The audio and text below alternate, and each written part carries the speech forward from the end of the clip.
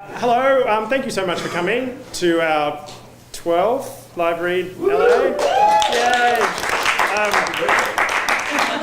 What was that? Happy birthday. Thank you very much, although it's really meaningless. I'm Tim Schulberger. If you email, it's usually with either me or with Melanie. If you ordered notes, if you have done that, that comes from me. So you're welcome / I'm sorry. Firstly, so what we do here is we are presenting 2 scripts tonight, and we 30 pages of each script, not the entire thing. And we do it in the presence of an industry insider, and we have the very lovely Shawn Boxe here. Thank you, Shawn, for coming. He's the handsome gentleman down there, and he did not pay me to say that. Shawn is currently writing on Silicon Valley, which is a show on HBO. And Shawn is one of the other things that happened with Shawn. Firstly, I've known Shawn for a while. We started in a writing group a long time ago. But then Shawn did very well on the Blacklist, and then that got him attention, and then one thing led to another. I'm telling it right, aren't I? Yeah. And then he's now gets paid to write. So for all of us on the outside looking in, Shawn is a success story. So we will hear about that later on. So what happens is we read 2 scripts. The delightful actors will read 2 scripts, and then Shawn and I will go on stage with the writer, and we will give some feedback, and we invite feedback from you guys. This is a collaborative effort here, so you're not just here to eat cookies. A couple of other things that we do. We've just started doing a lab. We're calling it LiveRead Lab. It's a workshop, a 6-week workshop. Here is the pitch. We work on, the next one starts in late January on a Saturday afternoon. It's 6 weeks long. We do exercises. You don't bring in original material. You will be You'll be writing new stuff for us every week. Not only will you be writing from the exercises that we give you, actors come to every session and then read what you have written. Sometimes it'll be stuff that you wrote during the week. Sometimes it'll be stuff that you wrote in the last 45 minutes. And then the actors read it. And then we kind of, as a group, critique it and try to make it better. What we're working on is emotional connection with your writing. Melanie and I, is she in the room yet?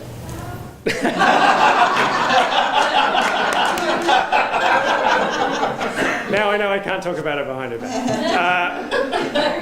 Melanie and I have read over 600 scripts in the last little while, and most of those scripts do a pretty solid job of moving characters along from point A to point B to point C to point D, but they do a really not a great job at telling us what the characters are feeling as they're moving. And as I like to say, and if you know me, you'll hear this a lot, so get used to it. No one went to see Titanic more than once because it was a really cool movie about a boat sinking. They went to see it because of the love story between Jack and Rose.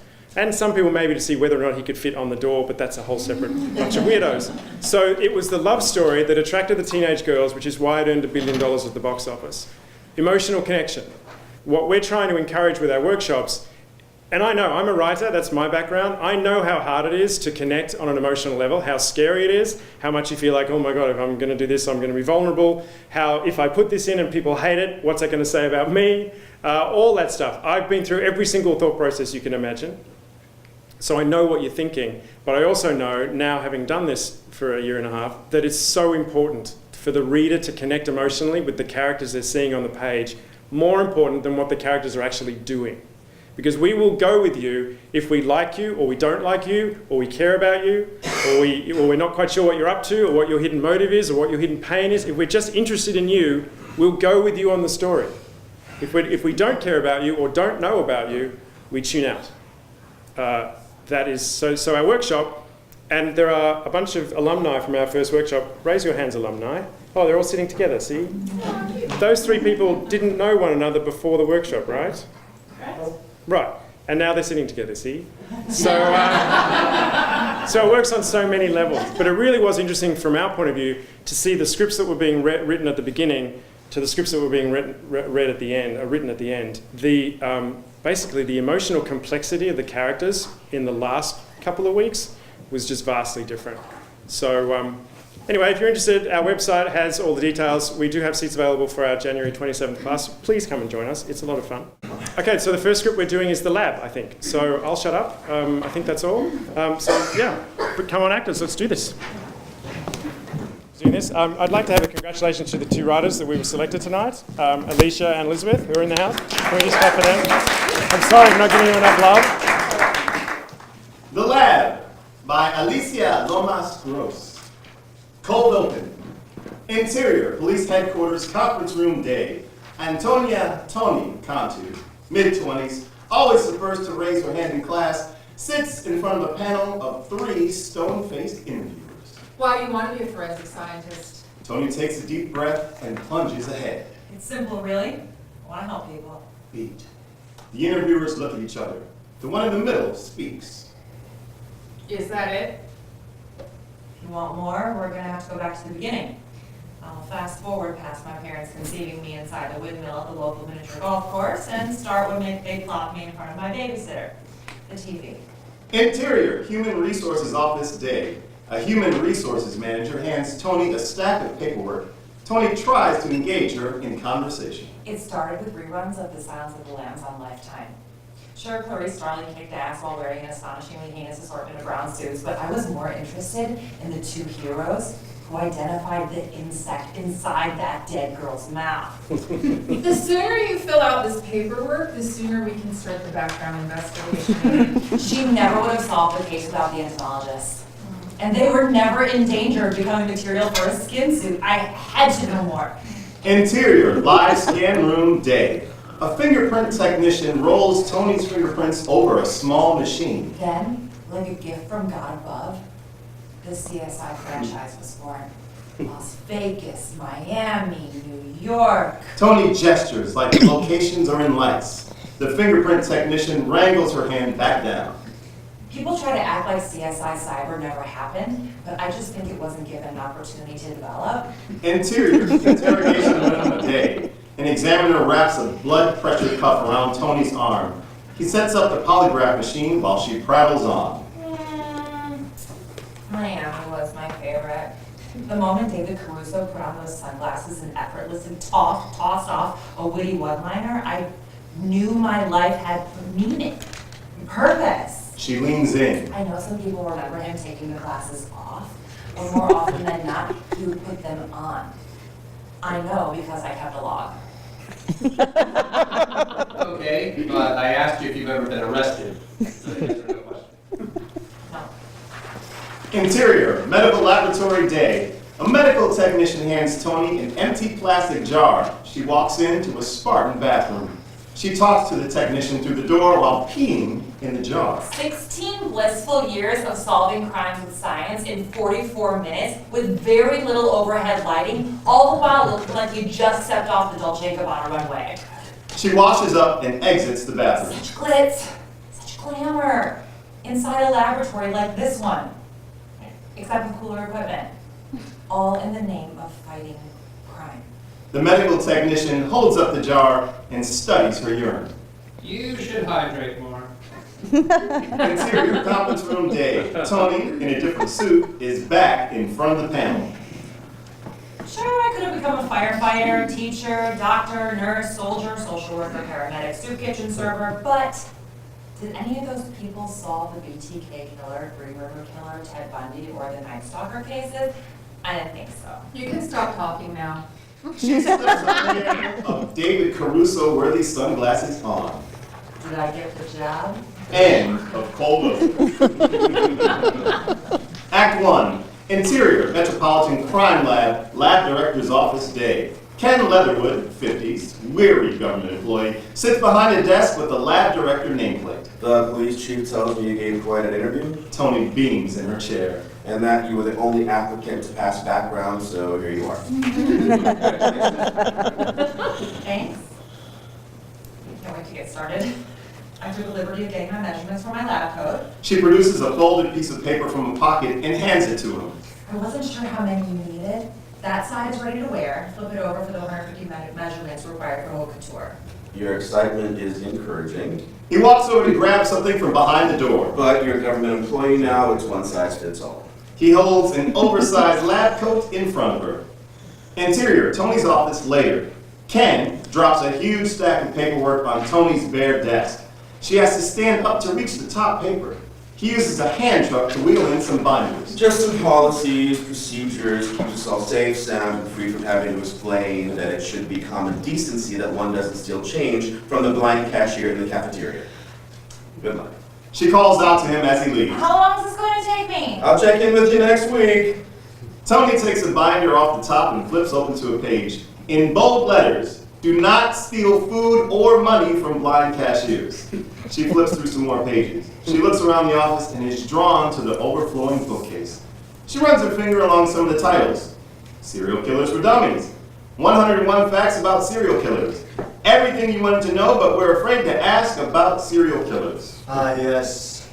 Fresh meat. Tony jumps. Corey Marshall, 30s, quiet, loner, leans against the doorframe. Welcome to our office. He extends his hand. Corey Wayne Marshall, toxicology. Wayne, that's a really cool middle name. He sits in his plush, ergonomic chair. Yes, I feel like part of a select group. She gestures to the bookshelf. I noticed that you don't have any tox textbooks. Pardon? You said you're in the toxicology section. I just thought maybe you'd have some books on that subject. I've mastered the science behind controlled substances and alcohol. This He gestures to the bookshelf. is an area I have not yet conquered. Soon, though. Feel free to borrow some if you'd like. Just make sure you return them in a timely fashion. I never know when I might need to refer to one. Tony looks at the book in her hands. How to tell if someone you know is a serial killer. Okay. She returns the book to the shelf. I'll clear out some space for your textbooks. You're gonna have to make some tough choices. What to keep and what to kill, so to speak. He sighs and wheels around to type on his keyboard. Out of the corner of her eye, Tony sees movement. In the hallway, beckoning to her, is Amy Matsumoto, 20s, shameless, runs the gossip switchboard in forearm crutches. Tony joins her. Interior hallway. Amy and Tony shake hands. Amy Matsumoto, Evidence Control Specialist. Amy nods to the stacks of papers on Tony's desk.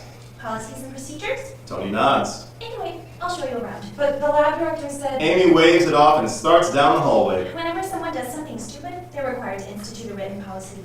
The guy you replaced, he stole from the blind cashier in the cafeteria. TLDR, don't be an asshole, or don't get caught. Tony struggles to keep pace. She gawks at Amy's crutches.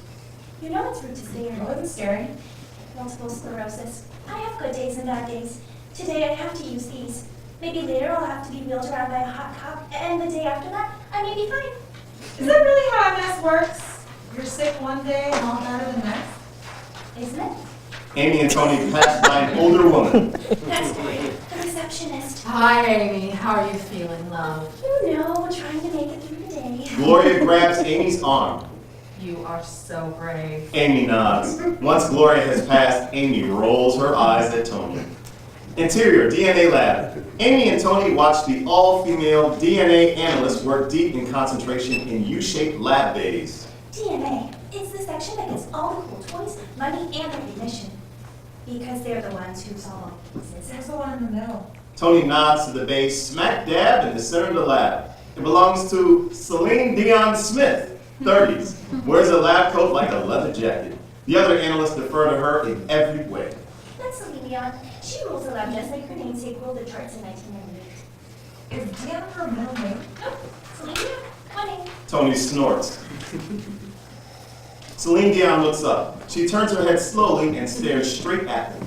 I think she heard you. You're dead. Let's go. Amy nudges Tony with her crutch. She could not have heard me. Besides, I'm sure she's used to it. Doesn't matter. Go. Go. They turn around and head for the door. Who's the rookie? Tony and Amy stop in their tracks and slowly turn around. Celine Dion, flanked by her lady gang of fellow analysts, advances toward them. She slowly removes her surgical mask. I'm Tony, short for Antonia. What's your name? Because no one has told me, I swear. My Heart Will Go On is like my favorite song from a movie about a sinking ship. Celine Dion pounds her multi-channel pipette menacingly in her latex glove palm. You know, The tips on this pipette are quite sharp. I think I read a journal article about how they have been known to puncture skin, especially the delicate skin around one's face. Her gang murmurs their agreement. Tony watches Celine Dion repeatedly depress the plunger on the pipette. Move the other way. Celine Dion's eyes narrow. That would be best. Amy grabs Tony's arm and leads her out. That was close. Interior hallway. Amy shakes her head in disbelief and delight. You haven't even been here an hour, and already you've given me so much material. They pass by the garage window. Something catches Tony's eye and she stops. Come on, we have all the other sections to visit. Why is that junky car in there? It arrived this morning. Someone was found murdered next to it, so we have to process it. Tony presses her face up against the glass. Do you think they'd let me help? Interior lab director's office. Tony knocks on Ken's open door. He looks up from his mountain of paperwork. Finished reading already? That's a record. Amy gave me the tour. Such a trooper, that one. I happened to notice that car parked in the garage, the one involved in She leans in. murder. Ken nods blankly. I was thinking I could help examine it. You just started. Your nose should be buried in our policies and procedures for at least the next week. I promise I won't cause any trouble. I'll just sit back and observe. You rang, Ken? Celine Dion appears in the doorway. Tony's eyes widen. She doesn't turn around. Ken hands a set of keys to Celine Dion. The car is all set for you to get to work. I know you'll do a great job, just like you did on the Kavanaugh case. I can see through your positive reinforcement, Ken. Try some advanced supervisor techniques, please. Of course you can. I apologize. Tony here was just volunteering to help you. Yeah. On second thought, I should stay and read those manuals. I mean, how else will I know not to steal my weight in office supplies? Celine Dion looks her up and down and smirks. No. Come with me. We'll have fun. She snaps her gum. Tony gulps. End of Act 1. Act 2, interior locker room. Tony opens a locker door. She smooths out a folded photo of David Caruso from a magazine and tapes it to the inside of the door. I'm going to really need your guidance today. Your intensity, your killer one-liners that humiliate criminals, your ability to jump to conclusions that no one else can make, and your superb marksmanship. Well, maybe not the last one. She closes the locker door. Celine Dion is standing in front of her. You're going to change, aren't you? Tony looks at Celine Dion's outfit, cargo pants and a polo shirt, and then looks at her own, heels and a sensible pantsuit. What's wrong with what I'm wearing? Ha! You look like you just walked off the set of one of those ridiculous CSI shows. Thank you. Celine Dion shuts her locker and gently knocks her head on the door. Interior garage. Celine Dion glides across the room while Tony struggles behind her, carrying a heavy crime scene kit. Two older male detectives, Henkels and McCoy, and a young male police officer, Fergus O'Malley, wait for them by the car. Do not say anything and follow my lead. And don't touch anything. You're just here to Observe, I know. Tony squeals into the light. The first rule of crime scene investigation. There are no rules? Hurry up and wait. These things go a lot slower than you expect. What's the second rule of crime scene investigation? Celine Dion ignores her. Fergus greets them. You must be the criminologist. If I could get you to just sign the entry log. He hands Tony a clipboard. She rolls her eyes as she takes his pen. Officer? She looks at his name badge. Fergus O'Malley. Officer O'Malley, we're criminalists. A criminologist is one who studies crime. We are scientists. Just sign. Okay. She notices the detectives eyeing Tony. This is Tony. She just started and she'll be observing me. Tony, detectives Henkels and McCoy. So, she's official? Hardly. How's that black eye treating you? She massages her knuckles. It's, healing rather nicely, thanks for asking. Looking lovely today, Miss Smith. So what do we have? Henkels, McCoy, and Celine Dion huddle in a circle. Body was found next to the car, blood was everywhere on the sidewalk. We're thinking blunt force trauma to the head. Autopsy tomorrow morning. Tony tries to squeeze in next to Celine Dion and Henkels, but neither one lets her in. We canvassed the neighborhood where the car was parked. People were seen in and out of it at all hours. Probably a dealer. Or a John. Or a John and a dealer. The three of them look up, surprised to hear her speak. Celine Dion makes a throat-slashing motion. We're looking for anything in there that'll tell us who, what, where, and why. They break their huddle. We should ask for shoe print exemplars from everyone in the neighborhood who was near that car. Oh, cheek swabs too. Reference hairs, pubic hairs too, if he was sexually assaulted. Celine Dion glares. Tony zips her lips. Celine Dion opens her crime scene kit and roots around. She passes Tony a pair of latex gloves. The last thing I need you is contaminating the scene. What's your plan of attack? Are you gonna search in a grid pattern? Spiral? Zone? Line? I'm going to use the pattern that's going to get us out of here and back in the lab as soon as possible. Tony notices Celine Dion juggling her clipboard in camera. Let me help. You can help by staying out of the way and shutting up. Tony pouts. Celine Dion grabs an extra clipboard from her kit and hands it to her. Here, you can take your own set of notes. I am official! Actually, I'm gonna shred your notes as soon as we're done, but you can pretend. Tony watches Celine Dion walk around the car, taking notes and photographs. Fergus leans over. I had to wait 6 weeks before they actually gave me a pen with ink. I don't have that kind of time. He nods, amused. Tony pokes her head inside the car. She watches Celine Dion study the driver's seat intently. Celine Dion looks up and notices Tony watching her. Observe. Yes, ma'am. Celine Dion moves to the back seat. Tony surveys the driver's seat. She sees a piece of metal glistening between the seats. She looks over and Celine Dion is still focused on the back seat. Tony uses her pen to pry out the metal. It's a bullet. Tony inhales sharply. Her throat clears. Tony looks up and Celine Dion is in her face. I said, observe. Well, looks like she's official now. How'd you miss that, Smith? Celine Dion cracks her knuckles. Henkels and McCoy wince. Can I bag it and tag it? Nobody says bag and tag in the real world. Celine Dion takes the bullet and places it from where Tony found it. She pulls a yellow placard from her kit and places it next to the bullet and snaps some photos. I should ask someone in the firearms section what caliber that is. Let's get this investigation going. She claps. O'Malley begins a slow clap. Henkels and McCoy join in. Celine Dion throws the bullet inside a brown paper bag and shoves it in Tony's hand. Interior hallway. Tony rushes out with the bag in hand. She looks in both directions. Don't know where to go? Amy leans against the wall. Follow me? Interior, firearms lab. Amy and Tony watch the all-male, middle-aged firearm examiners tinker with guns and trade jokes at their lab benches. Firearms. It's like if your uncle who tells all the dumb jokes at Thanksgiving had a science degree.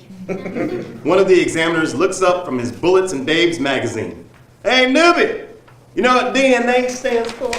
Deoxyribonucleic acid. No! Do nothing, always. The firearms examiner high-five each other. But they're the ones doing nothing. Just react like you would at Thanksgiving. Laugh and nod your head. Tony laughs weakly and nods her head. She holds out the bag. Can you tell me what this is? He groans and sets down his magazine. She hands the bag to the firearms examiner and he mounts the bullet on the comparison microscope. So? A .22 long rifle. I bet it has enough power to explode someone's skull. If that skull belonged to a rat. A really large one? A mouse. Tony pouts. Interior, garage. Tony shuffles back to the car and sighs. Celine Dion scrapes a piece of paint from the bumper with a razor blade. Solve the case yet? A wise woman once told me that these things go slowly, to be patient. I also told you to shut up and stay out of the way, but look where we are now. Tony surveys the already collected items of evidence laid out on a table. She spies a cell phone. I bet the victim knew his killer. Maybe he called him and they made arrangements to meet, and then BAM! She picks up the phone and studies it. You will blow this investigation wide open. Interior, hallway. Tony shows Amy the cell phone. Our newest edition, digital evidence. Tony grabs Amy's arm. Like CSI. Cyber. What is that? The least well-known series in the CSI franchise. Unfairly maligned and canceled too soon, in my opinion. Nobody here watches any of those CSI shows. Of course, why would you? You guys live it every day. Amy rolls her eyes. Interior, digital evidence lab. Amy and Tony watch digital evidence examiners dismantle smartphones and laptops. They hack phones, computers, befriend them, and they'll tell you how to hide all the porn on your laptop. Not that I know anything about that.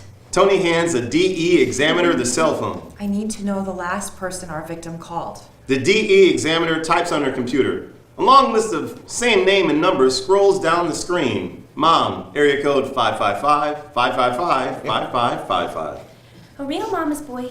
You can ask Corey about that, but then he might kill you. What about the photos? Maybe he took a picture as he was dying. The DE examiner types again. 20 photos of the same cat in different poses. Ugh, just a pussy lover. Interior garage. Tony quietly walks back in and dons a new pair of gloves. Solve the case. Making progress. Tony rifles through the glove compartment. She holds up a notepad. Aha! What? She peers over Tony's shoulder. There's nothing on it. Yet! Look at all these indentations. I bet the killer used this notepad to write the death note.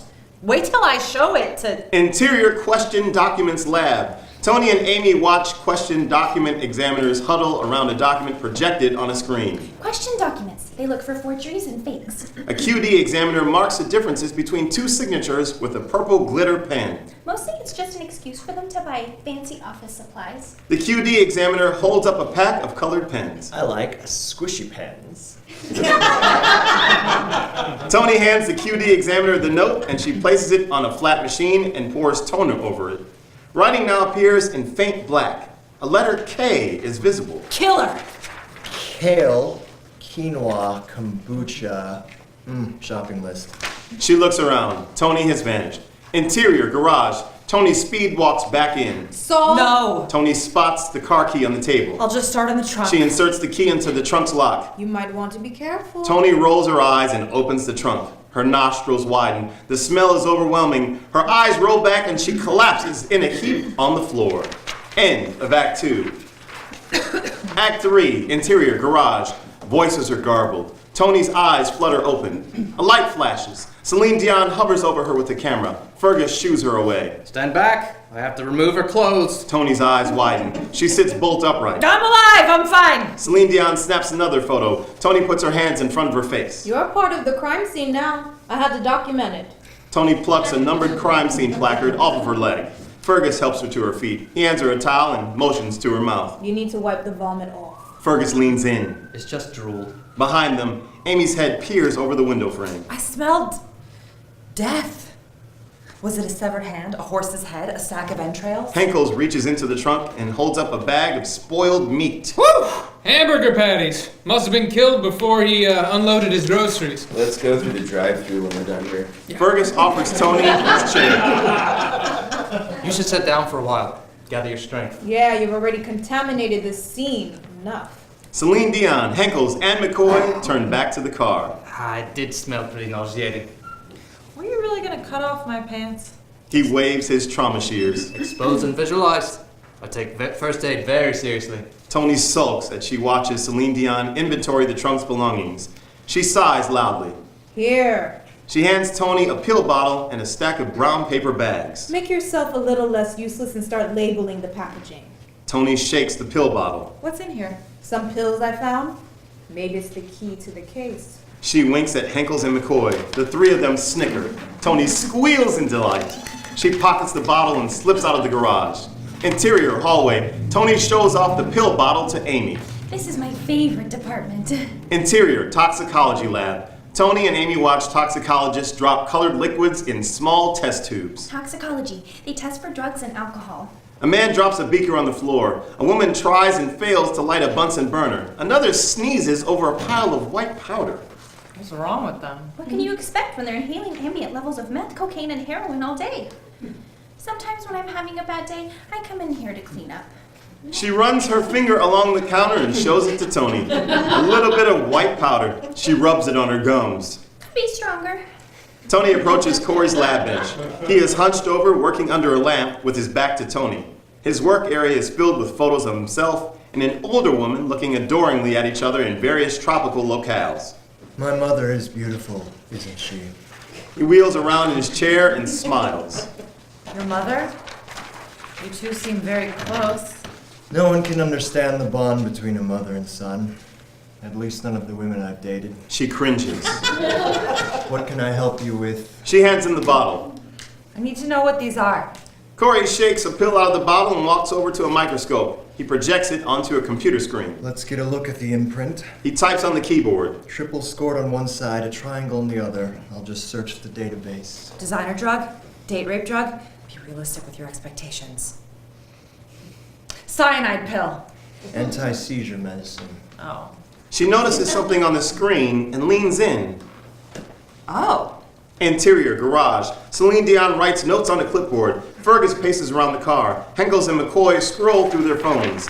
Tony opens the door. No one notices her arrival. She clears her throat. I did it. Quit? It's for the best. No, I know what happened. Celine Dion stifles a laugh. This ought to be good. Let's hear it. Tony looks around. Everyone has gone back to what they were doing except Fergus. I think if you look at the decedent's medical history, you'll see he had epilepsy. Being both a drug dealer and a pimp, he probably wasn't keeping up with his prescriptions. She shakes the pill bottle. Celine Dion looks up from her clipboard. Which is why the bottle is full of expired anti-seizure meds. Henkels and McCoy, can I get you to put down your phones and open the trunk again? They grumble as they do as she commands. Fergus watches in rapt silence. She bends over inside the trunk as she demonstrates. Our victim is getting groceries out of his trunk, reaches for the hamburger meat, and boom! Fergus jumps. Has a seizure. She mimics dramatically, banging her head against the trunk lid. Hits his head on the trunk lid. She points to a blood stain on the interior trunk lid. Which then causes him to hit his head again, this time on the bottom of the trunk opening. She points to another blood stain. She braces herself against that car and mimes hitting her head again. And the trifecta, collapsing on the pavement and hitting his head a third time. She falls gracefully on the floor. No weapon found because no weapon was used. You should have hit your head harder. Your presentation would have been more effective. Just an unlucky dude with an outdated prescription and a love for meat and superfoods. And a pusher/pimp. Lying on the floor, Tony is deflated. All right, we're done here. McCoy, O'Malley, let's pack up. What a waste of a morning. Maybe I can still get my samples run. Tony sits up watching as everyone cleans up. Fergus helps her to her feet again. You did a great job. She doesn't enjoy the compliment. Thanks. McCoy looks at his watch as they leave the garage. Look at that. He shows his watch to Henkels. Sometimes cases are solved in an hour. McCoy, Henkels, and Celine Dion file out. Tony stares numbly at the car. The lights turn off. Interior, locker room. Tony opens her locker. Even David Caruso looks disappointed. I'll let you down. I didn't even have a chance to put on my sunglasses. Celine Dion enters and sits on a bench to remove her boots. You did good today, kid. Really? You think so? No. I just wanted to see how desperate you were to believe me. That little fainting episode will take forever to live down. Everybody's talking about it. Tony slams her locker shut and storms out. Interior, evidence control office. Tony barges into a room lined with boxes on shelves. Amy sits behind a desk and zaps the barcode on an evidence bag. Why did you tell people I vomited? End of selection.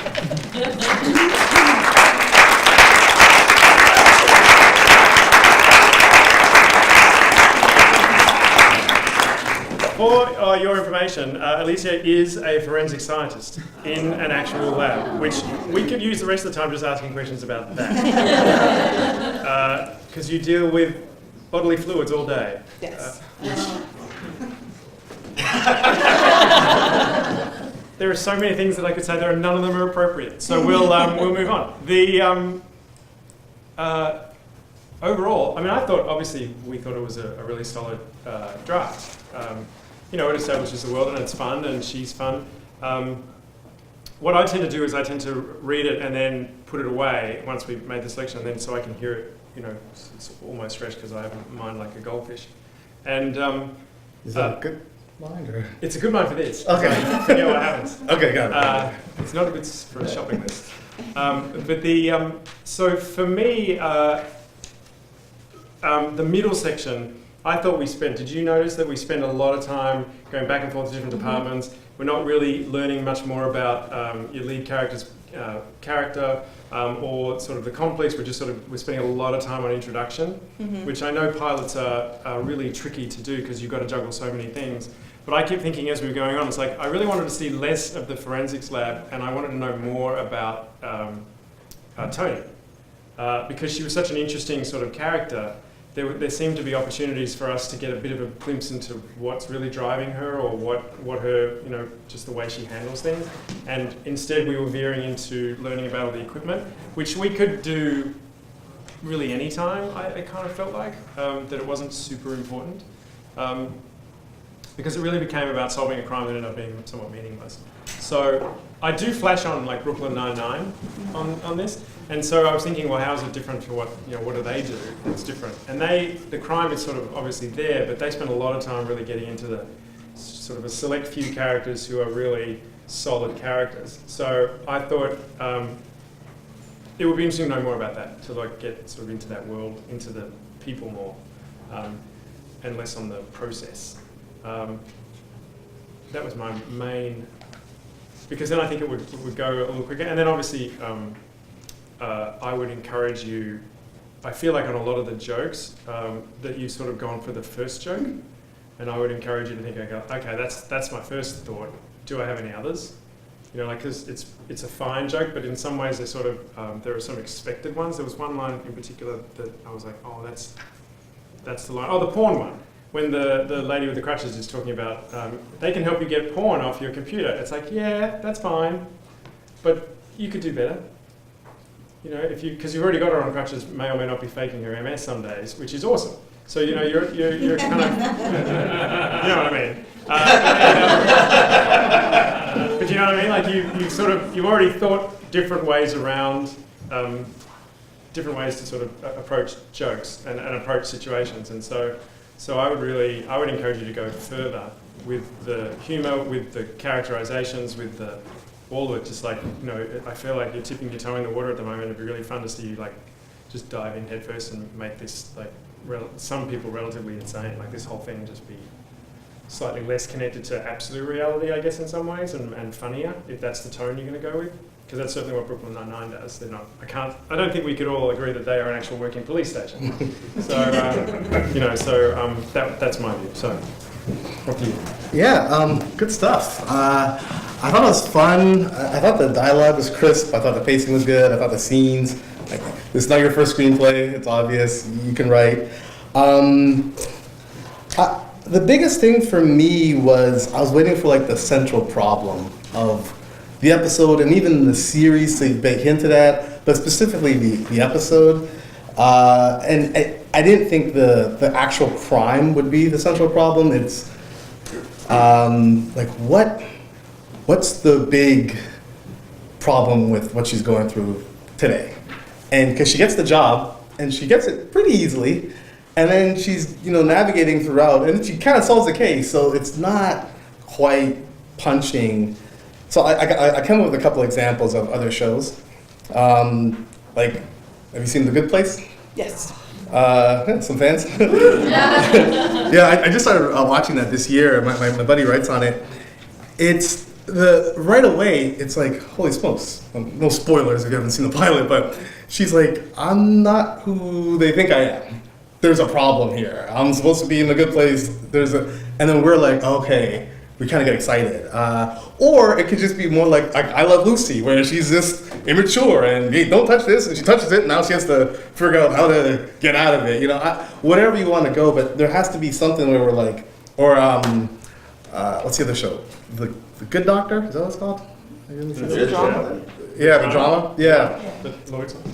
Yeah, Mother Buddies right on that one. In that one, it's like, he's up for the job, but there's somebody else. There's like a committee. He's gonna get the job or not gonna get the job because there's like it's almost like a probational period, But the job means a lot to him. He's autistic and all this other stuff. So it's like, oh my gosh, he really has to score, but she already has the job. So I was kind of worried about like it felt a little easy, and I think you have the world, you have the characters, they're fun, but if you can kind of find what is it? Is her credentials really real? Whatever you want to find, but that should come really early. So we're like, this is you know, she's gonna be in a little trouble here. She's in over her head, something.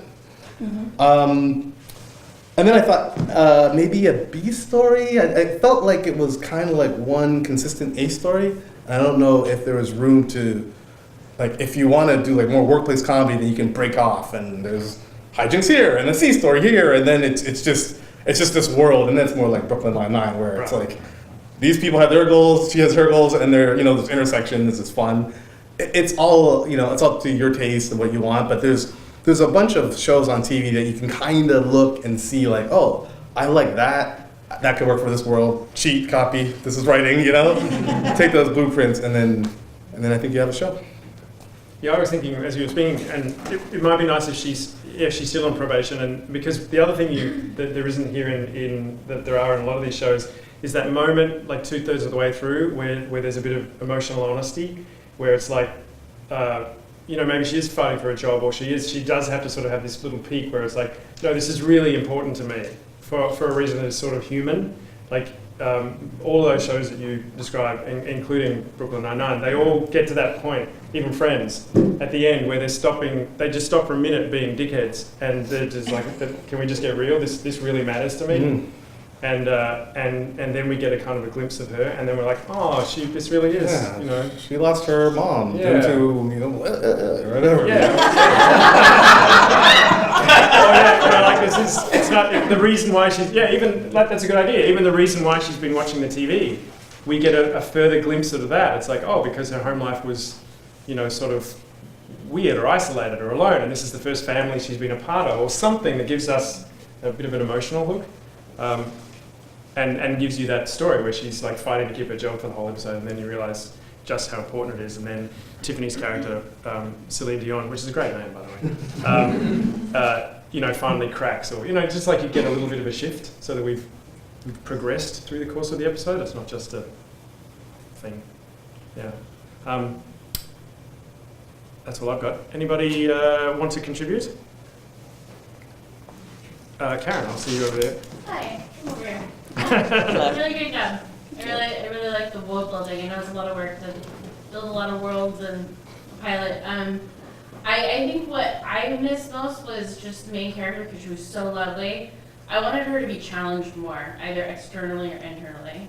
Maybe she's really bad at something that trips her up in what she is passionate about, or maybe, I mean, she just seemed to get the job easily, and then she solved the case somewhat easily, and so I just kept wanting what's going to carry us, like what else comes up later, like in the series, like if I'm projecting. So I just thought there were lots of opportunities to do really cool things with her character and the other characters to make it like a rich, challenging environment for her. So really good job. Thank you. Especially she got the job because she was the only one who passed the drug test. The background check. Yeah. Anyone? Yes, sir, at the back. Great work. I thought it was really entertaining. Lots of good laughs.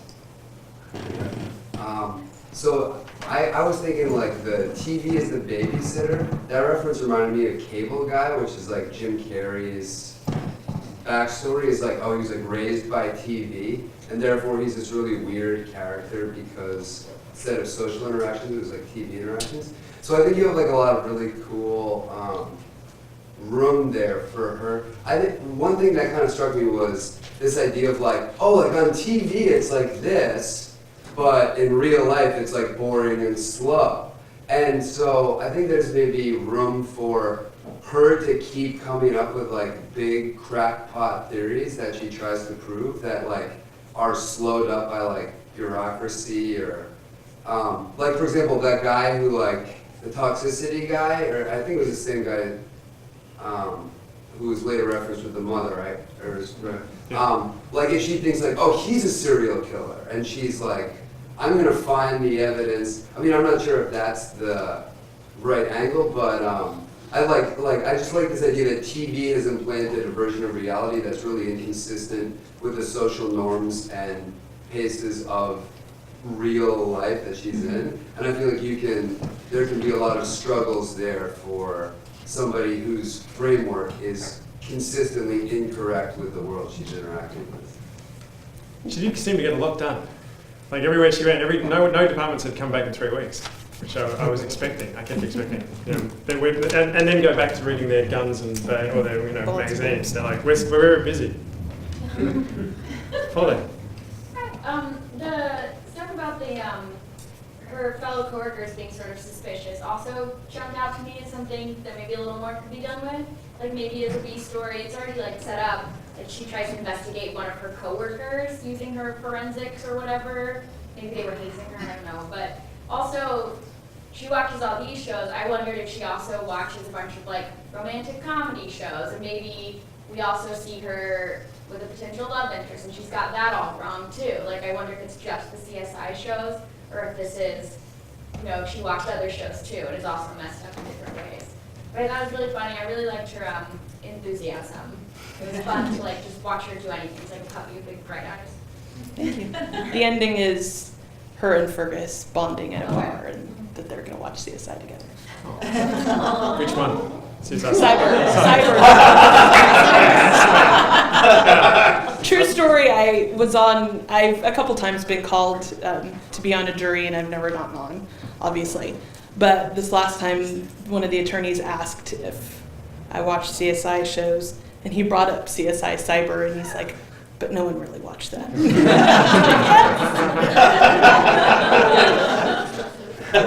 All right, anybody else? Yes, in the back. And there's a part that I think I might have missed something, so it felt like she solved the case, but then somehow that wasn't a win. Like in this room full of professionals, she solved the case, and no one was, they didn't have to be impressed, but she felt bad about it, and I just didn't understand why that was. Why she felt bad about it? Yeah. Because,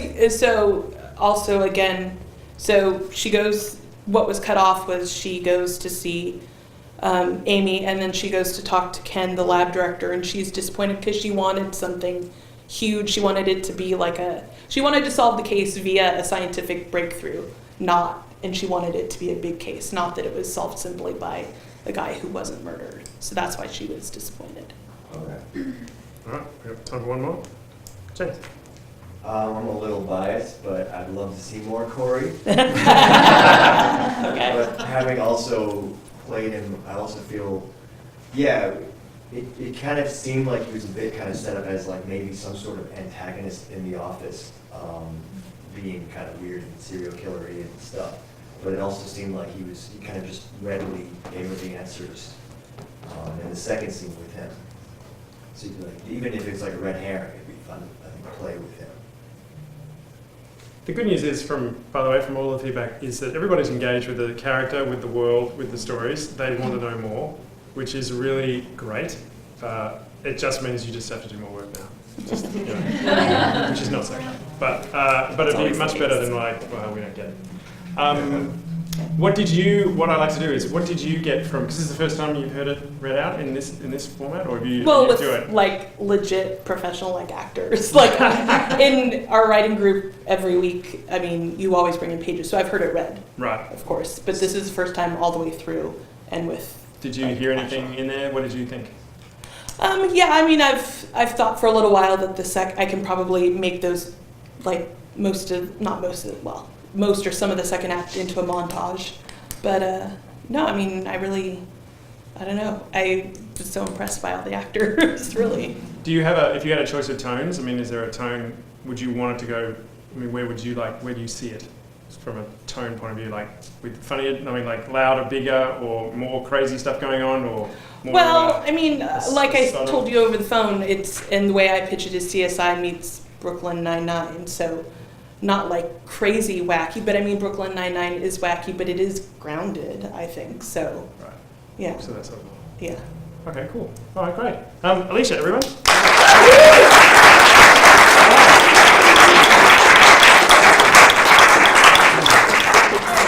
Everybody ready? Here we go. Going Reno, pilot, written by Elizabeth Quinn.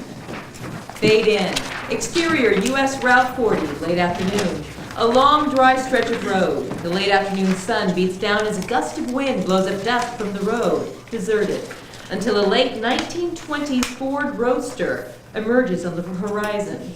Caption, March 31st, 1932.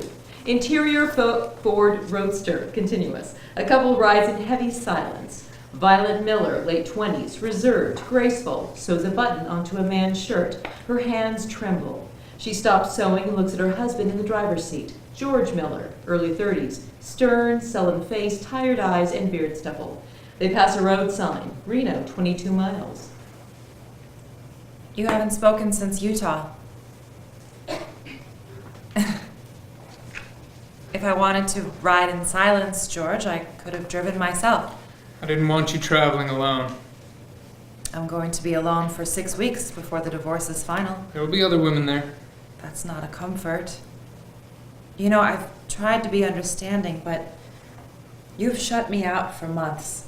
George grips the steering wheel harder. I want to know the real reason why you've been acting so strange, because I can't believe a silly thing like work is more important to you than our vows. George slams on the brakes. Violet jerks forward and pricks her thumb on the sewing needle. Ow! Be careful. I'm out of work for months and you call that silly? Don't yell at me. Violet, you don't understand what it does to a man when he can't provide for his family. It's just the two of us. And I was happy to take in sewing jobs to pay the bills. You really have a screw loose if you think I'm going to let a woman pay my way. Violet gets out of the car and slams the door shut. Yep. She hurries down the road. George gets out and chases after her. Violet, get back here! If I try to help, you get angry. If I don't, you feel sorry for yourself. George catches up to her and turns her around to face him. Are you going to walk to Reno? If you want me out of your life, we can start right now. You're the one who said you couldn't live like this. Let's be clear. That was about your behavior, not losing your job. Fighting for scraps of attention from you just because you can't handle a setback is not a marriage. I know. That's why I'm trying to do the decent thing by letting you file the petition. Your chivalry is very inconsistent. Do you think this decision was easy? Do you know what happens after the divorce? It means that I'm a failure. We become one of those sad stories people whisper about at parties. It's humiliating. What other people think doesn't concern me. Clearly. I stood by you as long as I could. I told you before, if you still want to work on this marriage, really work on it, then I'll stay. We can turn this car around, go home, and fix it. It can't be fixed. George, is there someone else? For the last time, no. Violet reaches out to touch George's hand. He flinches and walks back to the car. Violet follows him. Exterior, Wayward Breeze Ranch, front entrance, evening. George pulls up to the front of the Wayward Breeze Ranch. It's cozy and inviting, but not without some wear and tear. Violet gets out of the car and walks to the front door. George pulls the suitcase out of the trunk and meets her at the entrance. 6 weeks will pass before you know it. Think of it like a vacation. Vacations are supposed to be fun. I don't know a soul here. You'll make friends, Violet. You always do. George puts the suitcase down at Violet's feet. Don't forget, you need to see the lawyer. I know, Mr. Carter, 10 o'clock at the courthouse. George takes off his wedding ring and gives it to her. For expenses. Tell the pawnbroker it's 14 karat. I know what it's worth. George turns to leave. I thought you were coming in with me.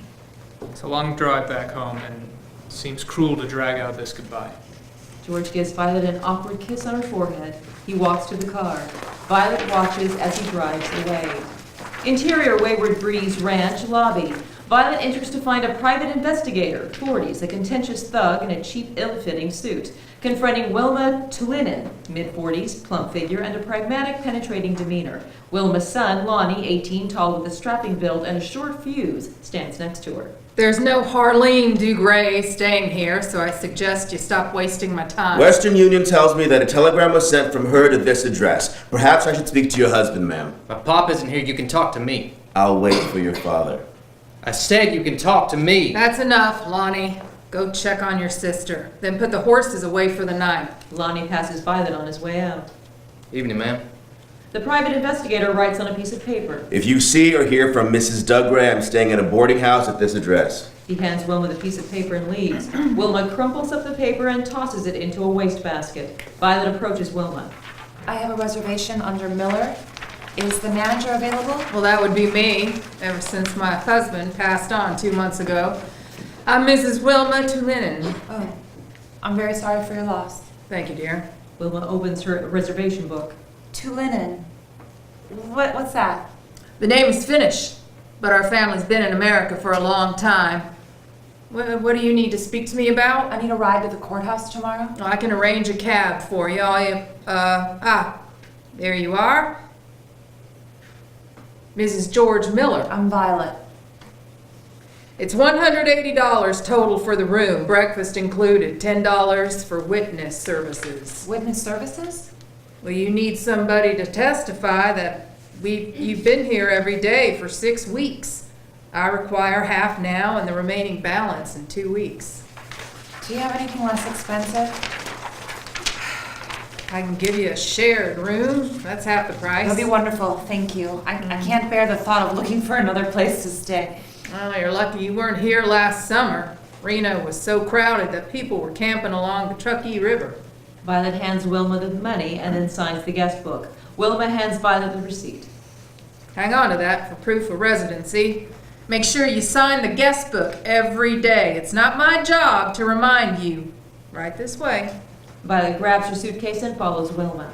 Interior Wayward Breeze Ranch Horse Stable. Same. Wilma's daughter Miriam, 14 but can pass for older, pretty, impulsive, leads Jimmy Wilkins, 16, lanky, awkward, through the horse stalls to the back of the barn. Miriam and Jimmy take swigs from his flask and in between kisses. She lays a blanket down on a pile of hay and pulls Jimmy on top of her. They kiss. I like you so much, Miriam. I like you too, Jimmy. Oh, that's hard to tell. You're nice to all the boys. I'm just friendly. Doesn't mean I like them more than you. They kiss again. Miriam guides his hand lower and underneath her dress. Do you have a sheep? Yes. I mean, really? Are you sure you want to? Yes. I want you to be my first. This means you're my girl. You know that, right? Miriam smiles. Jimmy unbuttons his pants just as the stable door bursts open. Lonnie enters and grabs Jimmy and slams him up against the wall. Stay away from my sister or I'll break your goddamn neck. Lonnie, quit it! But it was her idea. Lonnie smacks Jimmy and slams him harder against the wall. Jimmy cries out in pain. What the hell did you say to me? I'm sorry. Lonnie throws Jimmy to the ground and kicks him. Jimmy stumbles as he gets up and then runs out. Lonnie goes to Miriam and examines her face. Is that blush or are you just embarrassed? Go wash that junk off your face. Lonnie holds the door open for Miriam, who walks past him in shame, avoiding eye contact. Interior Lonnie's bedroom continuous. Miriam splashes water from the wash basin onto her face. Lonnie grabs a towel and wipes her face dry. You're not supposed to be seeing that Wilkins boy. Or any boy for that matter. Lonnie smells alcohol on her breath. You're drunk too? No. I just had a few sips. If I'm gonna be stuck here, I wanna have some fun. Stop being so ungrateful. You've got a family and a roof over your head. You need to shape up.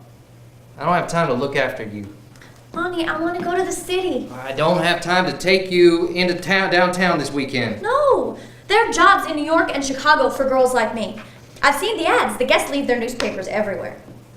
You have a job.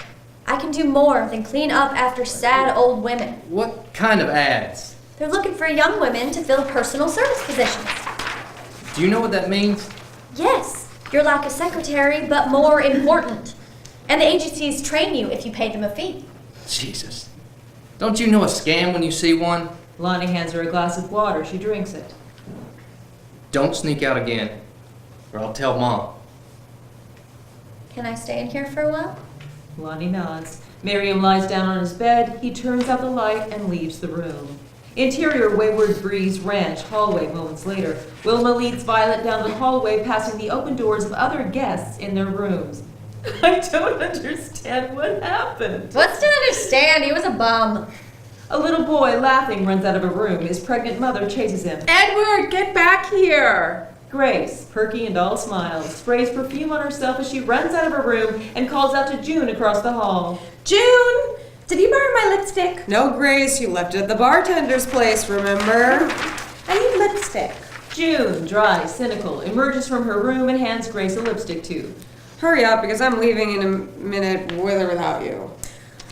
Hi, Wilma. Want me to play the slots for you? I told you those things are rigged. They have to let people win sometimes, or else no one would play. Grace smiles as she trots back to her room. She seems happy for someone who's ending a marriage. Oh, divorce is like death. Everyone copes in their own way. Interior Wayward Breeze Ranch, room 206. Violet looks around the room, furnished with 2 beds and 2 dressers. She puts her suitcase on top of the larger dresser. There's a washstand over here and a full bathroom down the hall. That brochure on the nightstand lists the Reno tourist attractions. Wilma heads towards the door. She stops for a moment. Oh, I don't know if you brought a spare, but I don't allow men to stay overnight. A spare? Some gals bring a companion to help them pass the time. Usually it's a man they're planning to hitch once the ink is dry. I didn't bring a spare. No, I'm not a prude. Spares are just a headache. I don't need them. My daughter Miriam, she'll come by tomorrow to clean your room. Violet doesn't move. You all right? Yes. I was just thinking about how amusing it is. The last time I was this nervous was on my wedding night.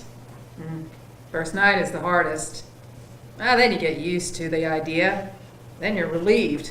It's almost done. And then you get to start fresh. Good night, Mrs. Miller.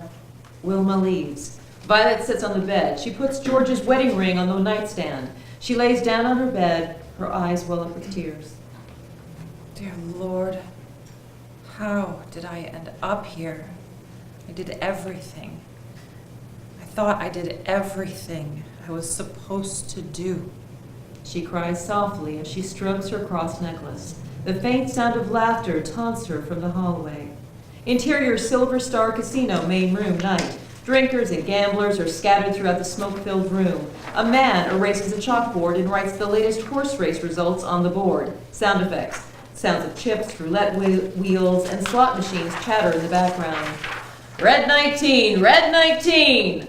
Interior Silver Star Casino dressing room, same. An early 20s couple, Caressa, a poised and stunning beauty, and Pablo Juarez, tense, cocky, pack their bags. The casino owner, Charlie Kovacs, scowling, erratic, and bullish, grabs Pablo and scuffles with him. Pablo elbows Charlie in the gut. Charlie stumbles for a moment, then lunges toward Pablo and punches him square in the jaw. Enough, Charlie! Charlie's friend and lawyer, Tom Rosenberg, husky with an imposing demeanor, grabs Charlie and pulls him toward the door while Caressa tends to Pablo. This is some dirty shit, Juarez. Refusing to go on when I've got a room full of men out there waiting to see her dance. I'm not some dumb Mexican who can't read English. We had an agreement! I'm not signing these. So, I never agreed to splitting her dance tips with the waitresses and no cut of ticket sales. Flat rate. I don't know how you border people do it, but that's standard in America. Yes, your country is a model for good business these days, isn't it? Mr. Juarez, I'm Tom Rosenberg, Mr. Kovacs' lawyer. If you don't agree to the deal... You'll sue me? As Caresa's manager, it's my job to protect her. And it's my job to protect Mr. Kovacs' interests. Okay, he could lose customers for employing Mexicans. In Reno, where Vice lives on every corner? I haven't even seen her dance yet. Hired her solely on a photo and word of mouth. Why don't you give me a taste of what you're performing tonight, and then maybe we can renegotiate. My wife doesn't audition.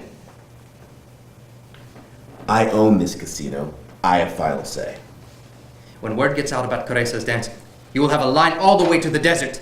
The more men, the more liquor you sell. They buy liquor whether she's here or not. It's your choice, Kovacs. Either you pay us what we're worth, or we go to Senor D'Amico's casino. You talk to D'Amico. I have looked into other offers, like any good businessman. Sound effects. The audience grows more restless, loud, and angry. Charlie and Pablo face off. She can keep all her tips. And 10% of the ticket sales. Pablo, no. 20%. No one gets that much, sweetheart. Senor D'Amico says we do. Bullshit! We're not the ones that have to face the angry crowd out there and refund all of that money. Pablo and Caressa grab their bags. Fine. We have a deal. Tom shakes his head. Pablo smiles and extends his hand. Charlie reluctantly shakes it. We'll be ready in 5 minutes. I trust you will have a new contract by the end of the night. Tom and Charlie leave. Pablo holds Caressa as he strokes her hair. They speak in subtitled Spanish. That was risky, Pablo. We can't afford to lose this. We have to send money home to the family. Men like him are ruled by resentment. I know how to use that, Juanita. I will always take care of you. I love you. I love you too. They kiss. Interior Silver Star Casino hallway. Charlie walks ahead of Tom. Tom pulls him back. What the hell was that? He winds you up and you give in to him? D'Amico's not getting Caressa. He's not beating me again, Tom. Revenge is a lousy business model. That's rich, coming from a divorce lawyer. Charlie, I can't keep running interference between your temper and your business. It affects my reputation. Jesus Christ, Tom, I have to do something. If Caressa brings in as much money as I think she will, then I'll be set. I've lost track of how many new casinos have opened in Reno just in the last year. Everyone was so happy that they legalized gambling. Shit. I'll take the mob over taxes any day. Taxes won't kill you. Says who? I do all the work, take all the risk, and Uncle Sam, with his greedy appetite, takes the cut he didn't even earn. All right. I have to go. I've got a mountain of paperwork waiting for me. One woman wants to divorce her husband because he refuses to hang up his neckties. You can divorce someone for that? Doesn't matter. Ridiculous charges fall under mental cruelty. That's most of my cases. See? If you had left Reno to be a finance lawyer like you wanted, you'd be on the breadline now instead of collecting that easy divorce money. And now, all the way from Ensenada, please welcome the beautiful, the enticing Caressa! Come on, you're not even going to stay for the show after all that? Tom follows Charlie into the audience. Interior Silver Star Casino stage area. Caressa stands on the stage wearing a sheer, flowy pink dress. Pablo sits off to the side with his guitar. As he plays, Caressa sways her hips, touches herself, teases the audience, and seduces them with her sensual, erotic movements. The crowd is mesmerized. Some men whoop and holler, while others are slack-jawed and speechless. Tom glances at Charlie, who smiles at Caressa with pure lust. Interior Wayward Breeze Ranch, room 206, morning. Violet stirs awake to the smell of cigarette smoke. She rolls over to find Harleen Beaumont, an early 30s, sultry, platinum blonde southerner, laying on her bed like a house cat. Harleen smokes a cigarette as she leafs through a magazine. You're finally awake? Were you drunk or crying your eyes out all night? Who are you? Harleen Beaumont. Violet Miller. Pleased to meet you. Wilma said that we would be sharing. First time I ever had to do that here. What time is it? Violet looks at the clock on the nightstand and jumps out of bed in a panic. She rushes to her dresser, but... Have you seen my clothes? I can't be late. I put them on the smaller bureau. I hope you don't mind. I needed the extra space. You didn't bring much for someone who's getting renovated. Harleen chuckles. Violet sees her clothes randomly thrown on the smaller bureau. Don't you think that was a bit rude? I was here first. Actually, honey, I was here first. I always stay in this room with that dresser and in this bed. Always? Harleen waves the smoke away as Violet gets dressed. I know it's a dreadful habit. Picked it up from my second husband, who was also a dreadful habit. I thought that marriage would stick since he was on the road half the time. Traveling salesman, you know. All the fun, none of the headache. Turns out I was wrong. Marriage is full of compromises. Harleen extinguishes her cigarette as she sizes up Violet. You're one of those, aren't you? Pardon me? Oh, one of those women who gives in, does everything she can to please him. They don't like that. Okay, they say they do, but men can't trust anything that comes so easy to them. Would you hand me that Vitaray, hon? Violet hands a tin of Vitaray cream to Harleen. I don't see how my behavior with men is any business of yours, Miss Beaumont. Yeah, Miss Beaumont is my maiden name, and there's no need to get ruffled, honey. You don't know me at all. If being married 3 times doesn't make me a good judge of character, nothing will. I think 3 times indicates the opposite. Actually, goodness, what does your family think of that? Divorce is not a crime. Not here, anyway. And if you're so scandalized by the idea, then why are you doing it? I didn't have a choice. Oh, what do you mean? Oh, did you find out that your husband had an alias? That happened to a friend of mine. She was devastated. Go on, you can tell me. I've heard every reason in the book.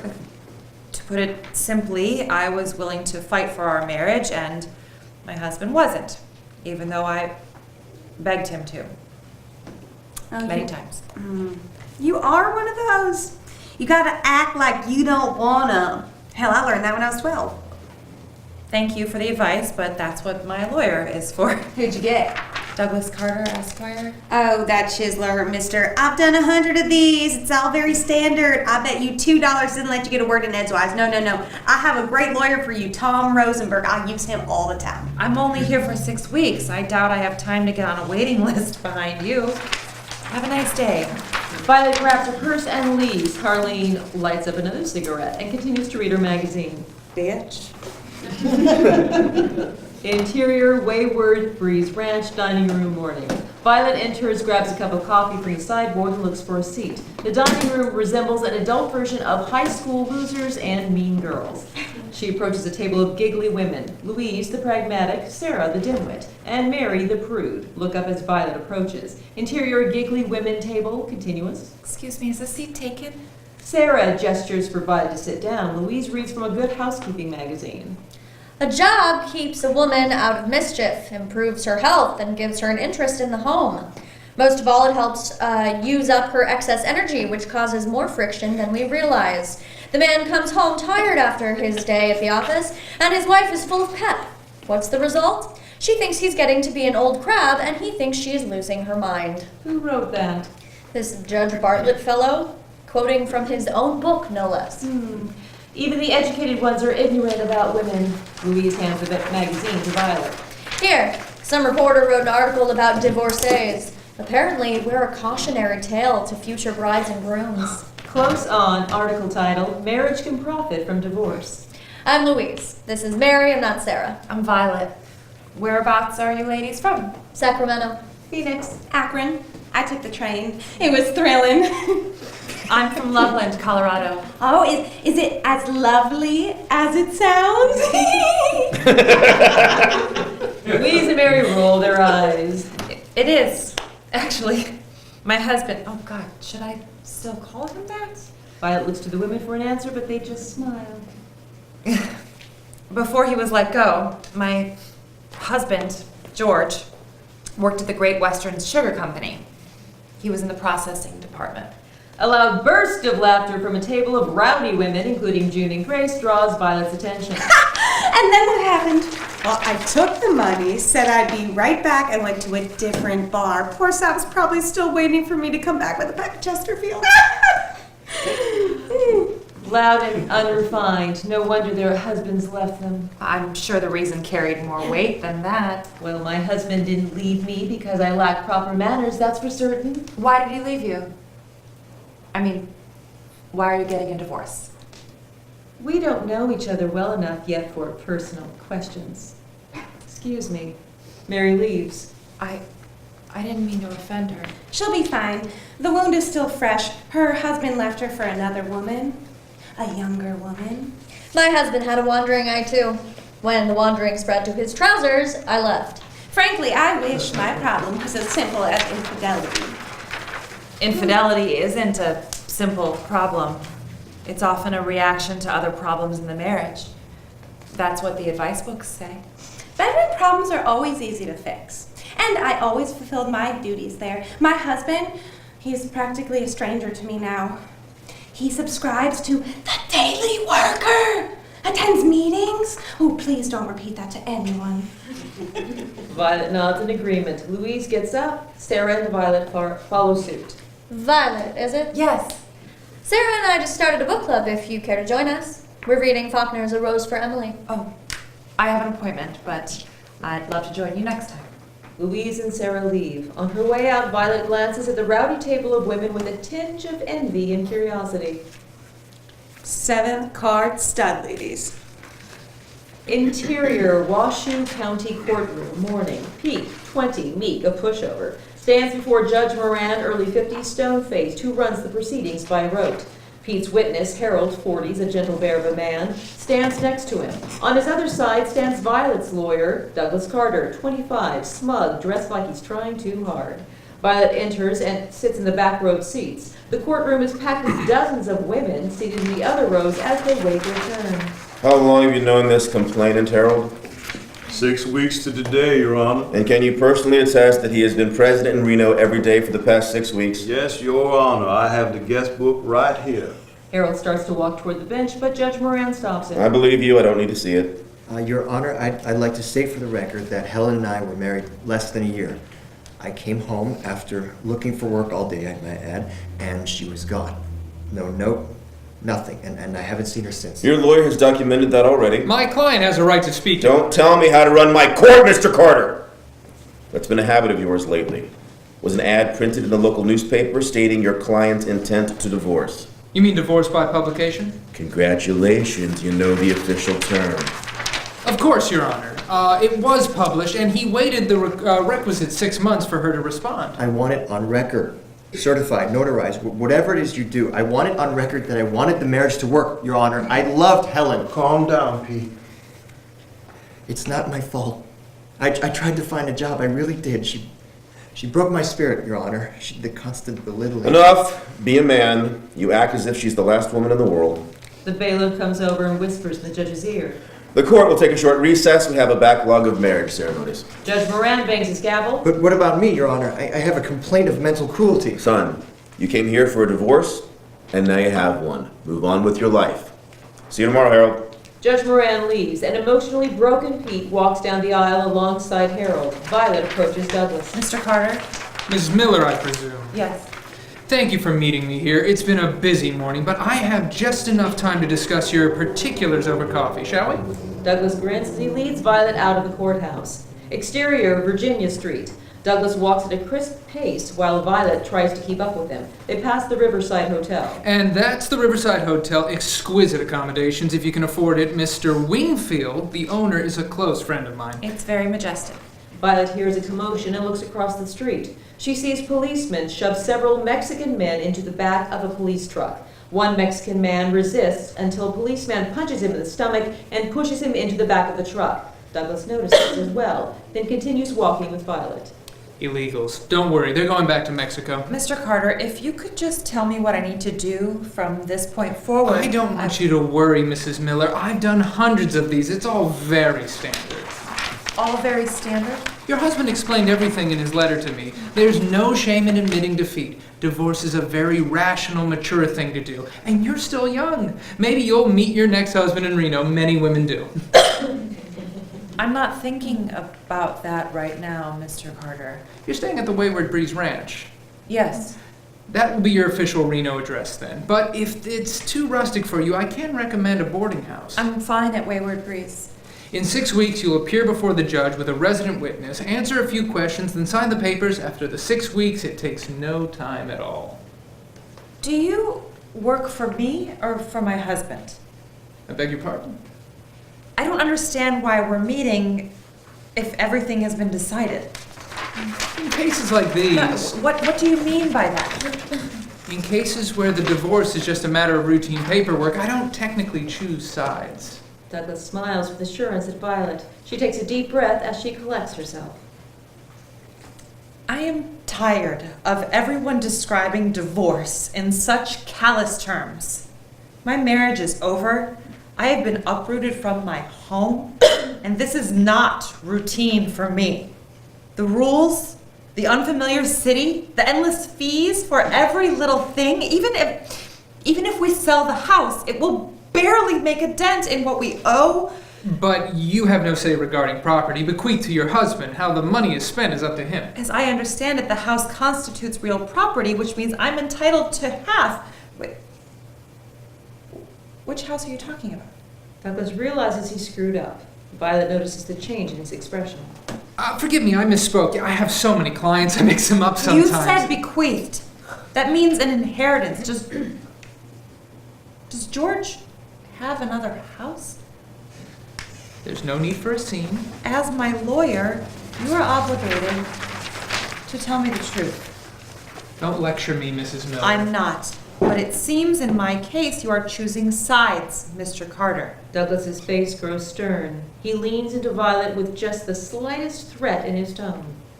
Why did you come to Reno, Mrs. Miller? To get a divorce. But why Reno? The laws in Colorado are very strict. You know full well it's almost impossible to get a divorce anywhere in the country except here. Exactly. You women are so selfish. This entire system is set up to make it quick and easy for you to get what you want, and yet you still complain. It's the men who have to pay alimony and take care of wives they no longer want. Don't be greedy, Mrs. Miller. Good day.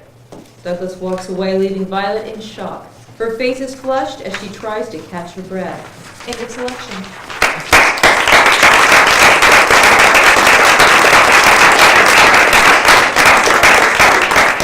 I just want the record to show I'm actually going to Nevada tomorrow, but I'm not. Not getting a divorce? Yeah. No, likely story. I didn't know that was the thing. Yeah, it was until the late 60s when the divorce laws eased up around the rest of the country. Nevada legalized gambling and made divorce easy to get money, basically. Wow. And it did, like the whole decade was pretty fraught with divorce. I mean, makes For better sense. or worse, I'm I surprised. guess. Were they the only ones? They were the only ones. Other states tried to compete, and like theirs was 6 weeks, and you could go to Europe or Mexico, I guess you could go to Brazil or Cuba, or there were other places, but it was really, and then other states would sometimes not honor the divorce, so then you'd be charged with bigamy, like it was a whole thing. Yeah, But that sounds unfortunate. Yeah, but then Reno, I mean, there were like thousands of divorces every year, because you would think people would be sticking together during Depression, but I guess a lot of people were like, great, I'm out. Yeah. I need my divorce. And mostly women went. Mostly women were looking, so it was a real paradigm shift for feminism, kind of taking ownership and taking control of your life and being independent.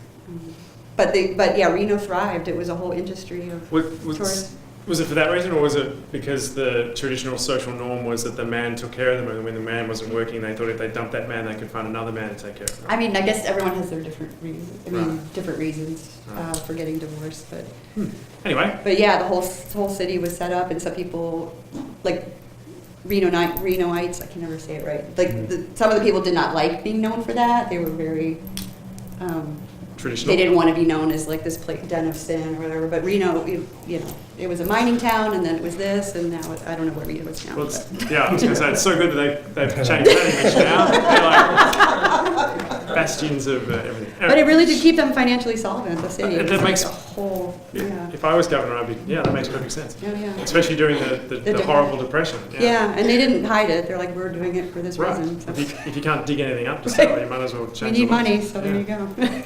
Yeah, Sean, I've never heard of any of this. No, me either. But my history knowledge is based on TV, so well, you're do Canadian. the show and I'll watch. Okay. And I'll learn. Perfect. Plus, you're Canadian, aren't you? Yes, I am. So. You guys probably were fine with it. Yeah. You guys are so liberal I had about no idea everything. about Canada's divorce. So. We didn't change in Australia. They didn't change the divorce laws until the 60s and 70s. Oh, okay. There was no quickie place, as far as I know. Yeah. Well, my parents would have gone there. That's another story. Sean, you want to go first? Sure. This one is a little tricky. Well written. Thank you. I think right at the top, I think we need to know the rules back then, because for ignoramuses like myself, I have no idea. It's almost like I needed to see like the Star Wars scroll. This is what's happening. This is how because I didn't know. The rules came too late, like Yeah, because it's like we're going ahead to get the divorce for 6 weeks. I'm like, why don't they just go to I don't know. Okay, gotcha. And then I dug the characters. I was like, every time I'm like, wow, you're kind of focusing away from the main character. Oh, you brought it back. Like I was in. I liked where I'm assuming this is an hour long. Okay. So I liked the midpoint and. One thing, it felt a little bit more miniseries. Like it could be like a 8-episode and then here we go. Mm-hmm. I don't know how, and you'd have to have the story Bible and all that stuff, but I'm not sure where season 2, season 3. She keeps getting divorced. Like I can't. Like I'm not sure the show. Well, she ends up staying and rebuilding her life, so we follow her. She stays at the ranch, and that becomes the central focus. Okay. And so we're following her journey to become a more independent woman after the divorce, like what happens next. Otherwise, you could have had season 1 could be the first week. The first, right? Slow it down. Just slow down. Okay. Like MASH was on what 37,000 That's years. true. Yeah, Exactly. That is true. That is true. Let's see, but yeah, I got the tone of the world. Like I like the thing is I do like when we know that it's not this time, present day. Like it's. You want a woman to take care of me? Like the guy says something like, "Oh, that's not correct." I'm sure if you look hard enough, you can still find men that. Or do you have not here, maybe in other parts. Certainly not this way. Or do you have a spare? Like you had nice dialogue choices. Yeah. I thought that maybe I was expecting more of like you're saying the people of the town didn't want that. I was expecting somebody religious or somebody that's saying, "Hey, There is someone after the 30 pages. Okay, yeah, but that's hard to Yeah, the full 30. but I'm glad you felt that way because that means I'm going in the right direction. Yeah, you might want to bring it in early. Maybe, Okay. you know, that's what everyone says, and you're pulling everything into the first act. But yeah, I don't have a lot here because, again, I didn't really know this world. So I'm like, okay, this is a rich world.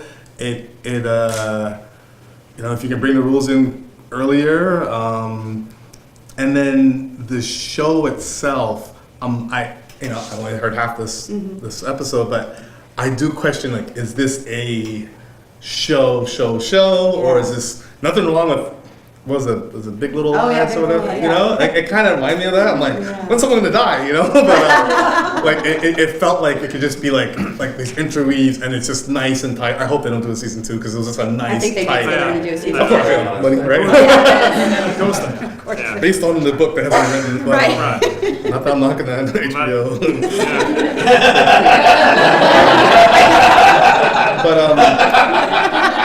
But yeah, I felt like you have something left to read the whole thing and see where you want to take it. But it felt a little bit like it could be contained. Not a bad thing. Okay, great. Thank you.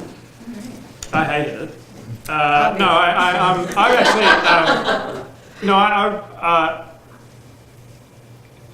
I thought it really picked up when we found out about the other house.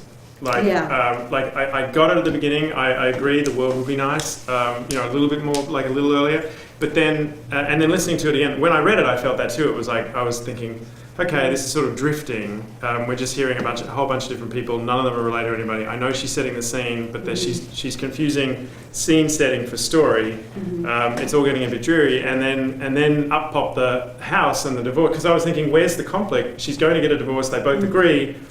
Why am I watching? I'm starting to think this. And then you throw in all is not as it seems with because I was wondering why she was fighting with the lawyer. And then he's like, he drops the house thing and it's like, oh, okay, this is a mess. And she's been lied to. It was either going to be something like that or he did have another woman. But then I was thinking, listening to it, it would be nice, like all the other women, everybody seemed sort of relatively similar in their dealings with it. Like no one was addicted to anything. Or, I mean, imagine you're in Reno and you're a woman in 6 weeks and you've been let loose from your husband and you've come to Reno from God knows where. No one's gone completely berserk. Which was like, I was thinking, I mean, there must be someone who's running around like insane and they're gambling and they're like, I sort of felt like if you're going to introduce all these different characters, what role did they have to play? What was their purpose? And my great fear was that you were just sort of scene setting, in which case we got the world pretty fast if you bring in the rules, as Shawn does. So it's like, okay, she's there for 6 weeks.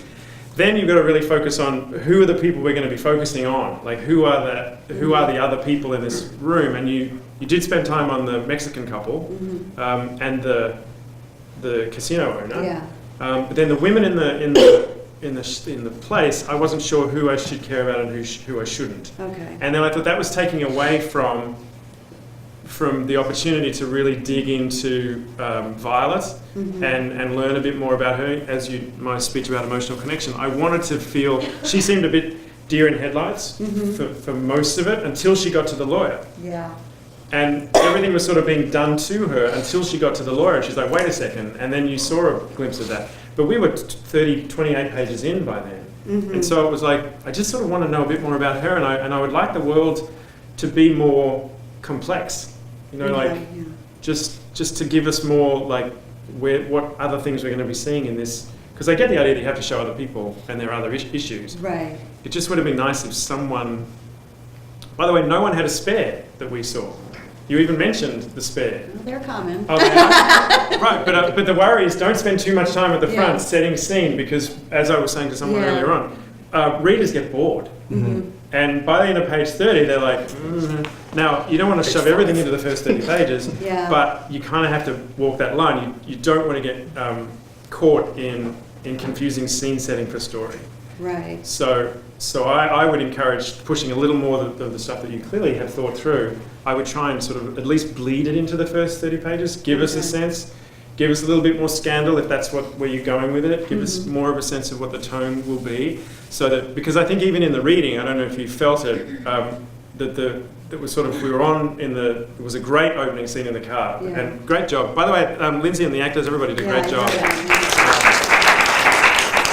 But then did you notice once we got into the dining room and all the different stories that the room started to sort of go, just to sort of drift a little? Did you feel it? It was just when like, she was with the other women? At the end, they were all telling their stories. There were bits and pieces that were interesting, but there were bits and pieces that you didn't necessarily need. And that the story itself was starting to sort of slide. Like you were getting lost in everybody telling their stories. Yeah. And none of it was really compelling enough to be like, oh, okay, we're going to be watching this lady. She's, whatever. And no one was sort of really funny or really anything. They were all kind of somewhat indistinct. When they had, so I would think about who's really important in those moments, who we really need to see, and for what all of your grand schemes that you have clearly planned. And the ones that we don't, like the teenage daughter popped up and then vanished again. And I know it's only 30 pages and hope that she's going to come back. She is, yeah. I know. But it'd be nice to sort of just, I think there are some characters you could do without and some characters you could speed the story along. Because I really wanted to get to the point where Violet was starting to lead her own action. Yeah. And so that's what I think. Because it's a great idea. It's a great world. I haven't seen that world. I haven't heard about that. Certainly, it's a different look at the Depression because we're all used to seeing the Depression from the the breadline kind of guy and the guy who can't get the job. Seeing this world is really interesting. So I really want to know what's going on, and I think Violet's a great character. She sort of doesn't want to do it, but does want to do it, which is a great conflict. Yeah, she's conflicted. I mean, I thought about putting the lawyer scene earlier, and then flashing back, but then I thought, is that lazy to do a flashback? I don't know, but, huh? Yeah, so I'm not sure. I'll have to play with it some more. But I mean, people have different opinions on flashbacks. My opinion on flashbacks is not, I think they're absolutely only when absolutely necessary. Yeah. They get used as a crutch so much. Like, Yeah.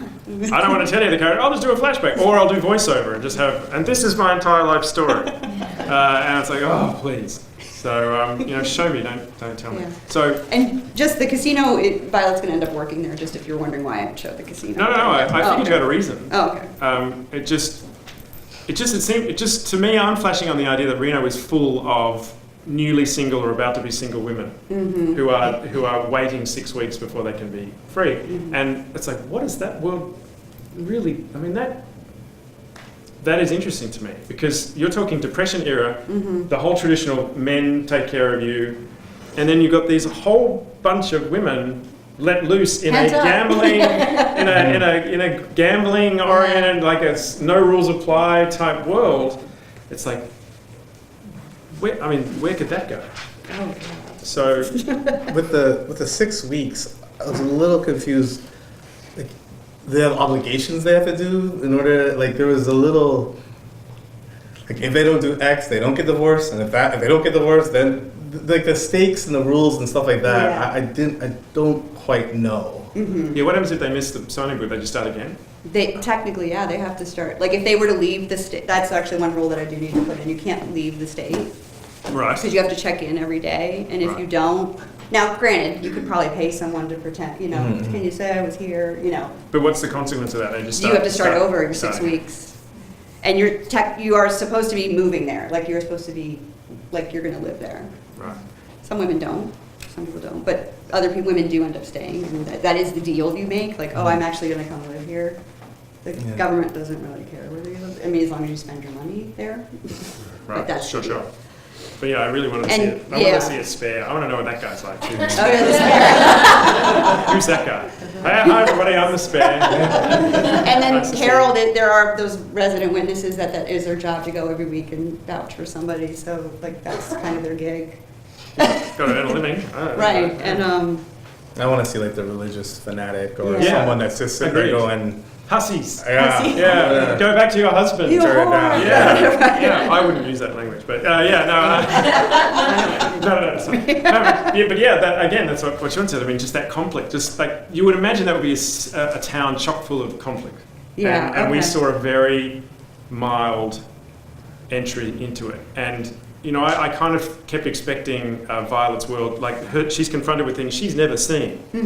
Because she's lived this, Sheltered dutiful life, yeah. wife existence, and all of a sudden she's like, holy fuck, I'm like, what the fuck, and I'm miserable about this. This is just the worst thing ever. Like, this is just awful. And then she finds out her husband's screwed her over financially as well. So it's like, at this point in the pilot, I'm thinking, Violet's life has gone to shit. And it hasn't yet. We haven't seen it. Everybody's been all very pleasant. Okay. Yeah. So that would be Too pleasant.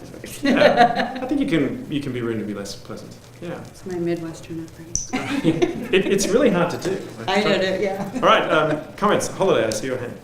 I loved it. I thought it was really wonderful. Thank I you. actually did know these rules. I was in a play called The Women. Oh yeah, The Women. That's like the most famous one, yeah. Anyway, I think it's awesome that you said it's headed in this sort of feminist direction where she kind of like becomes a more independent woman and makes it super like relevant, and that's just super cool. I would just say I was surprised from seeing these 30 pages. I would have thought that this was going to end up with her getting back with the husband until maybe the thing with the house. So maybe it's about to take a big turn halfway through, but just if I watched just the first half hour of this show, I would not know that's where we were going.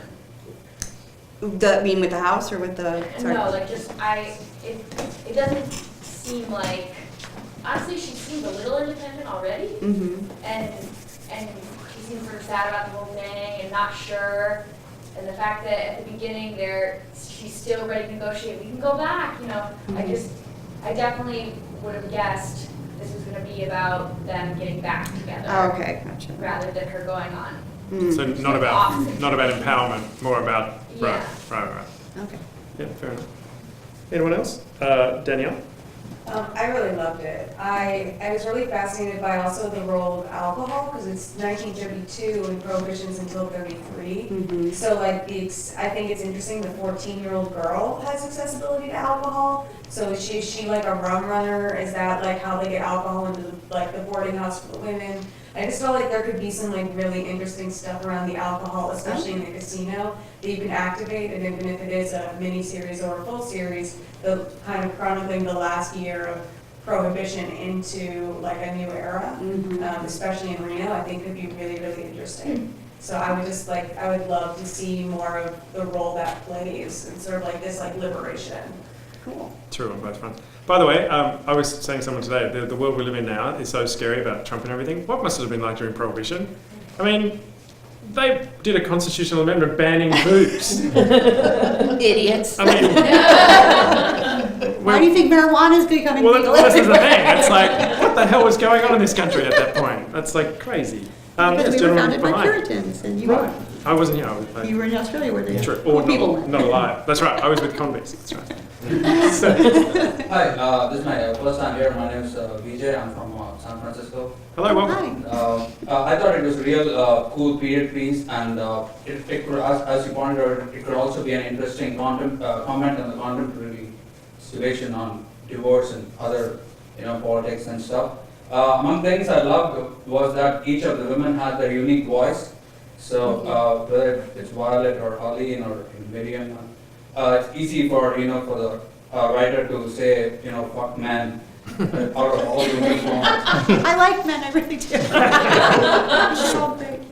So that was really well done. I also thought if Violet is the protagonist and she's kind of conflicted and not yet realized her full potential, and then I thought Arlene was a really interesting character, and she's the counterpoint to who Violet is. Yeah. So like let's say Violet is like Luke Skywalker of this. That's an interesting analogy. And Arlene is this she's like the anti-hero, kind of like the Han Solo kind of character who is a counterpoint to what Violet is and who it should be. And as an audience member, I like to see her earlier in the story. Like Violet is reaches the house and is like trying to get settled, and here is this chain smoking woman who's been there, and it's like okay, these things we end up agreeing with a lot of her viewpoints too, and so it's like, oh, there's this other character to tune back in every week. So that would be all my suggestions. And I also thought from the first scene of the car, I don't know, it might be a radical suggestion, but since the husband turns out to be a dick in the end, I think we could I would suggest that we come in a little late in the opening scene. I mean, there's magnificent line at the end where do you want to stay for some more time? She asks, and the husband was like, no, it's a 6-hour drive. I better get started or something like that. Yeah. So that is itself a pretty a strong line to open or end or how we want to see it. So the show becomes for us would be like, who is Violet and the mystery about who she is and why is she here, and it's up to us to put all the pieces together at various points of the show gradually. So. Oh, that's it. So you're saying started at her arrival, that scene at the boarding house where he's like, I'm 6 hours. This would only be a cruel goodbye, right? And we're right into the house. That's not bad. Not in the car, but in the... No, not in the car. You start the show with the husband and Violet standing outside, because then why waste time with the husband, because he's leaving anyway, we're not going to see him. And I can make that a flashback. Just voiceover. In fact, do voiceover during the flashback, and then I'll be so happy. It'll be like the greatest thing ever. But no, because then I agree. Thank you. Thank you very much. Because then it's like you start the whole thing where you mean to continue, which is the boarding house, her in Reno on her own. Yeah. Thank you. No, so she's sort of booted out of the car. It's interesting. You don't have to agree with any of these, so that's a good idea. These are all great suggestions. Tiffany at the back there. I really enjoyed it because we're in this world right now where we get to explore and celebrate these shows where a lot of shit happened to women. It made me think about Handmaid's Tale, where we're watching these women go through things that we've all experienced. And so I really loved how you kind of captured that tone-esque thing that we have to deal with this stuff sometimes.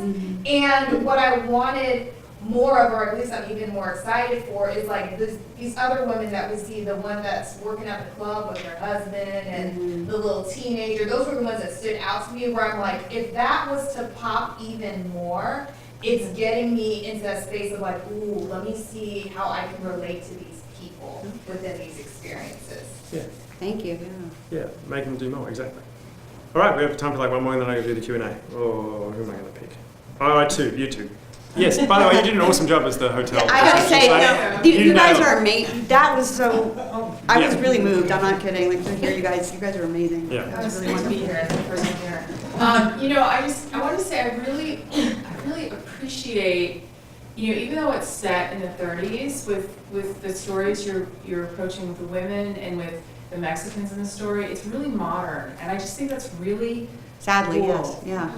Yeah, and I really appreciate like the with the Mexican storyline and where that's leading, and I've always been, I'm a Southerner, so as an East Coaster, I feel like I come from a culture that's very rooted in tradition. So for me, like the West has always symbolized there are no rules, or you make your own rules, or it's like a land where it sort of almost changes the playing field in a way, I think in a really interesting way. So all that's happening in your script, I think it's great. Thank you. All right, and last one, Sue. Yeah, so this is going to sound like a very weird comparison, but in a lot of ways it's from Star Wars? You can talk Star Wars. Yeah, where are you going? I thought, to me, it had shades of kind of Orange is the New Black. Where you That's have, not a weird comparison, okay. actually, so thank you. Just because you have her entering this world with all these kind of prison-like characters. Yeah. So my only thing was that Piper is arguably like the most boring character on that show.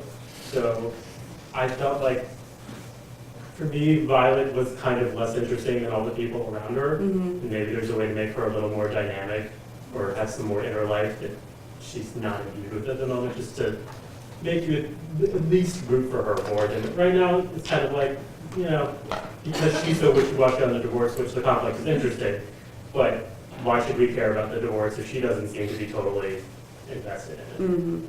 That's true, and she did seem a bit on both sides of like, was she into the loose women type of arrangement, like independent women thing, not loose, what I mean. Right. No, or was she was, go there, I don't know. she was very much, well, she sort of looked interested in that and yet was really into the sanctity of marriage. Yeah, she's conflicted, I know, and it's but that's okay, Yeah. but just make it maybe stronger. All right, Yeah, thank anyway, you very much. Did you have any questions or anything that you wanted to bring up?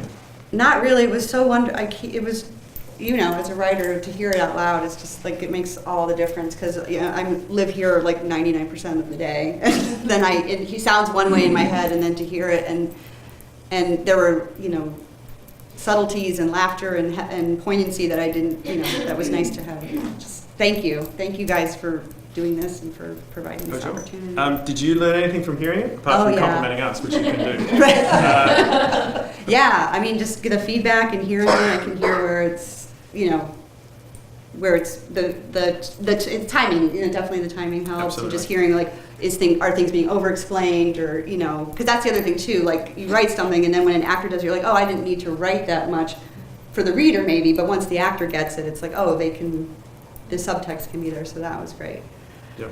They're very So I just clever. have you guys come in and perform it for all the ages. That would be much better. Don't ask, they'll be following you around. Okay, great.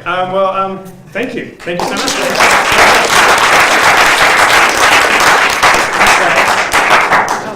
All right, Shawn. Alrighty. Are you having a good time? Yeah. Can we just thank the actors again? They really do.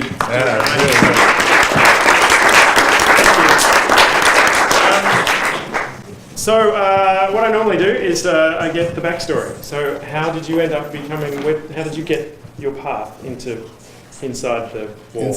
Yeah. Okay. I was looking at the dates. I'm like, is it 2014, 15? It gets pretty blurry, but around 2014. Because you were working, take us back, before then, when I met, because we were in the Coronet Writing Lab together, which if I haven't mentioned it, you can ask me about it later on. And that was when?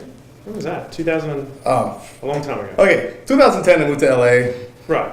I was a technology guy, computer science degree, blah, blah, blah. And like everyone in technology, you're like, I can do everything. Let me do something else. And then I did, got the passion for writing.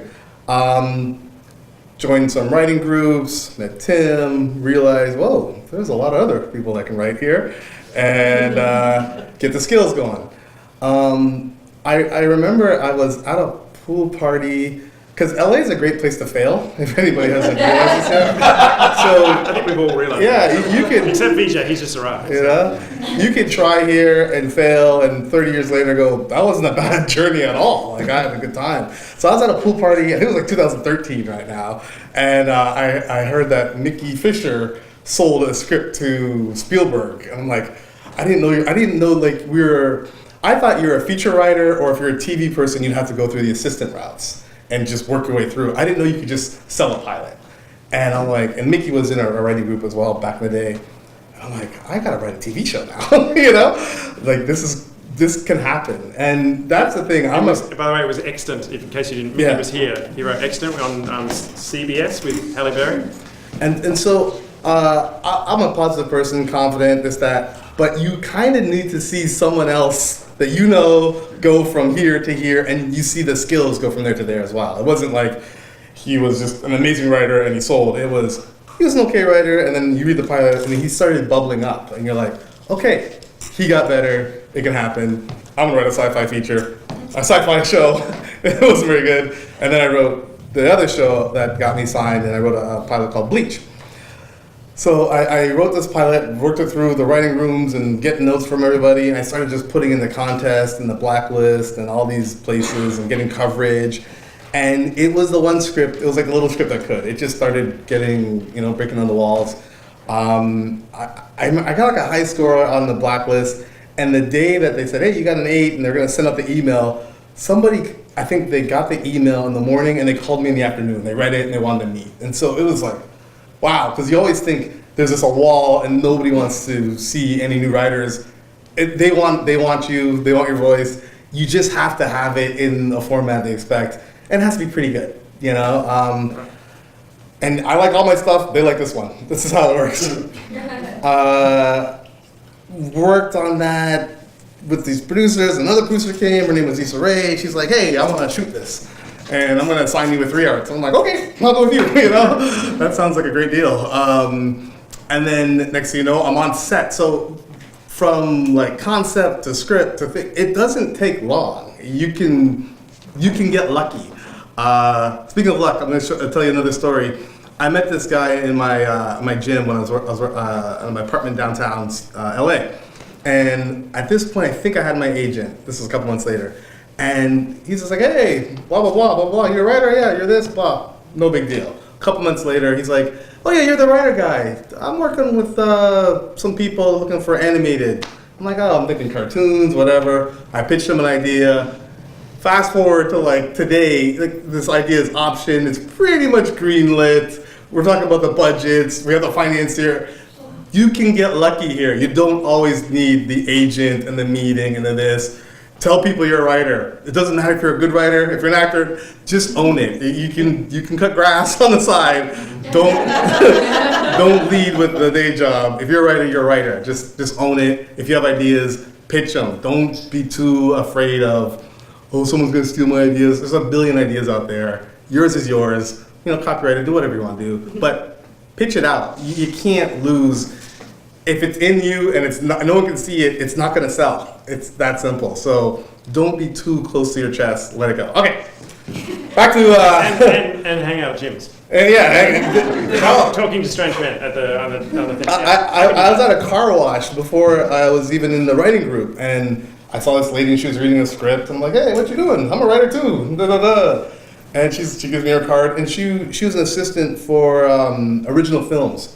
Like, she was one step below, I think, Neil Horowitz. This is original films that, like, I don't know, Fast and Furious. There's a ton of movies, and you're just, if I don't say anything, she read my stuff, she passed, but I had nothing, no agent, so just push. If you get no's, who cares? These people that are saying no now, you can work with them in the future. Right. Okay. Yeah. Blacklist, get the agent, you get tons of meetings. Wasn't closing the deal. Very hard. After you get the agent, after you get the manager, after you get all these meetings, you still have to kind of sell yourself. Didn't know how to do that. I'm a tech guy. These meetings, you have to kind of learn how to be like engaging almost immediately. And I think actors know how to do this. Writers are kind of like, you know, kind of nerding. So you just need to kind of get like that spark. You need that confidence. You don't get confidence because you keep failing, so it's a vicious cycle. But and there's a lot of competition. Just because you have an agent, they have assistants that are there, they have favorites, they have other writers that they know. So you're coming in hard and fresh without all the, the industry whatever. But you're like, hey, my buddy did it. You're in the mix. Something eventually can break. Okay, what else? Well, let's go back to the writing for because you skipped over that part. Because you said I don't think I'm seeing Mickey go from being Mergay to better. What did you do to do that? Because clearly I've seen your writing and I know where it started and I know where you are now. What did you do to? Oh, okay, yeah. So I did. I kind of made myself a promise that I wasn't going to just write things that I could write. I was going to write things that I wanted to see made on TV or in the theater. So here's the deal I made myself. Say you can only see 3 movies in the theater that year, right? Chances are you might see a Marvel movie or an Oscar or whatever. The 3rd movie has to be the one you're writing right now. If it can't compete with those other movies, don't write it. It's a waste of time. Think about a better idea. You know what I mean? Don't write, hey, I'm going to write this thing because I think I have an angle here and I think it'll sell because of this. I would never write it. I would never pay for that movie. It's not worth it. Same with TV. Like say you have a DVR and you can only record 3 shows and the rest of the shows you have to watch it like in real time or whatever. It has to be one of those shows. If it can't compete with the Game of Thrones or Walking Dead or whatever, Silicon Valley, whatever. Thank you for that. Don't write it. Like it means that you're not passionate about it. Like what's the point? You have to write something that is of quality, that's new and fresh, that you really want to see. If not, you're gonna kind of just be like, trying to like fake the system. For sure. You can't. There's too many writers out there, and they're too good. There's a lot of good people. I'm in writing rooms where I'm like, holy shit, this guy's good. I came in there cocky, I'm like, holy shit. I'm the worst here. But did you then start writing? I mean, how do you know, like, it's obviously passionate to you, but then did you start doing more rewrites and then did you have to take ownership of the fact that, like, I'm not as good as I think I am. I need to get better. So did you start like just writing more drafts or writing more? Or Yeah, writing... I kind of attacked my weaknesses like along my writing way, and my first weakness way back when, I've been writing for like over a decade, way back when was my structure was really bad. And then I can confirm. I attacked it. I read every book, I read this, that. Structure's okay. Then you gotta work on the dialogue. Then you work on it. My biggest thing was I had too many characters in my stuff. It was all ensemble. It's always 5, 6. And then I wouldn't concentrate on one story. I just, this story's going here. Okay, jump to this one. This one, jump to this one. And then it's like once I peeled it away and just write like almost like a play, you just concentrate down so you can't leave. You have to like deal with the complex, deal with the nuance, deal with all those special emotions. It lives. And you're like, oh, people can read this. Take your time. The main character's on the page for 5 pages, then you introduce this, and then the readers, they're reading at a pretty fast clip. Their attention spans aren't very high. Ease them into the story. If it's funny, it better be funny by page 2. I've had meetings where the guy goes, I read the first 2 pages, I called you in. I've gotten jobs off of 4 pages. They've read 100 scripts. I read the first 4. We like, you don't need, don't save it for page 60. It has to be polished, clean, and then you're gonna start seeing that. You're gonna start reading the pilots that are made, and don't hate. Don't worry about if they've made a lot of money or whatever. Some of these are producer deals. The writing should be clean. I always like, almost like your finger has to go through it, and then the next page, and the next. If it bumps at all, if anybody bumps at any of your first 5, you have to fix it, or it's just not gonna compete. Like, there's too many people. Excellent. So what's it like going from being one of us schlubs on the outside to walking in first day in the writing room of a show like Silicon Valley, where you were a staff writer first, right? Yeah. What's that? How do the people like, oh, it's the newbie, let's haze him and set fire to his car? Or is it like welcoming, or are they suspicious? Or, I mean, just what's it like? Yeah, this was my first writing room. It was my first time even seeing a writing room, so I never did like the assistant gigs or anything like that. So you walk in, you're nervous, you have to be. There's a bunch of new faces. You don't have to like get to know everybody right away because you're in one meeting basically for 20 weeks. You're gonna get to know everybody, you know? Like you don't have to, we basically stated your name, this, start. Our show's a little different. We just got in. Some of the shows you might warm up and be all, fuzzy-feely, and you have kids involved. But you walk in with, like I think you told me, and I hope this is not saying too much, but they walked in at the start of the season with no idea what the season was going to do. For season 4, yeah. That's a big secret. So this is Silicon Valley. The crew arrives, it's like, hi, I'm Shawn. Great. What the fuck are we doing with this season? Yeah, literally like that. You have the showrunners, Alec Berg, Mike Judge. They've been writing rooms for a long time. A lot of these people, there's people that have been writing on like Married with Children, from there all the way through. So they know what they're doing, but every show, every episode takes a ridiculous amount of pitches and pitches and pitches. So me as a staff writer at the time, you want to give us a lot of oxygen to the senior people. They're gonna start talking like crazy. And you're like, wow, this is cool. Just sit back. There's gonna be another junior writer here, junior writer there. The rest of you, sit back, relax. You're there for 20 weeks. Eventually, the talking will, it dies down, like nobody can just keep talking. You have your space, and then you throw a pitch out. You have to almost like check your voice is still working, After a few days, you're gonna get more comfortable. But the first day, you are basically, I would never even pitch in the morning. I'm like, shut up. Lunchtime, might say one thing, look around. And then the room exhausts itself. They start hitting walls, and then you're like, oh, I have something. Pitch it. If it lands, it lands. If it doesn't, it doesn't. It doesn't matter. You're just trying to give them, oh, here's an idea that won't work. Here's another. You're just trying to like clear out all the way so that sometimes you're almost doing like this is a pitch, and then they can like, oh, jump off. It's a half pitch. What if Ehrlich, I remember one time it was season 4. Anybody watch Silicon Valley here? I don't know, some fans.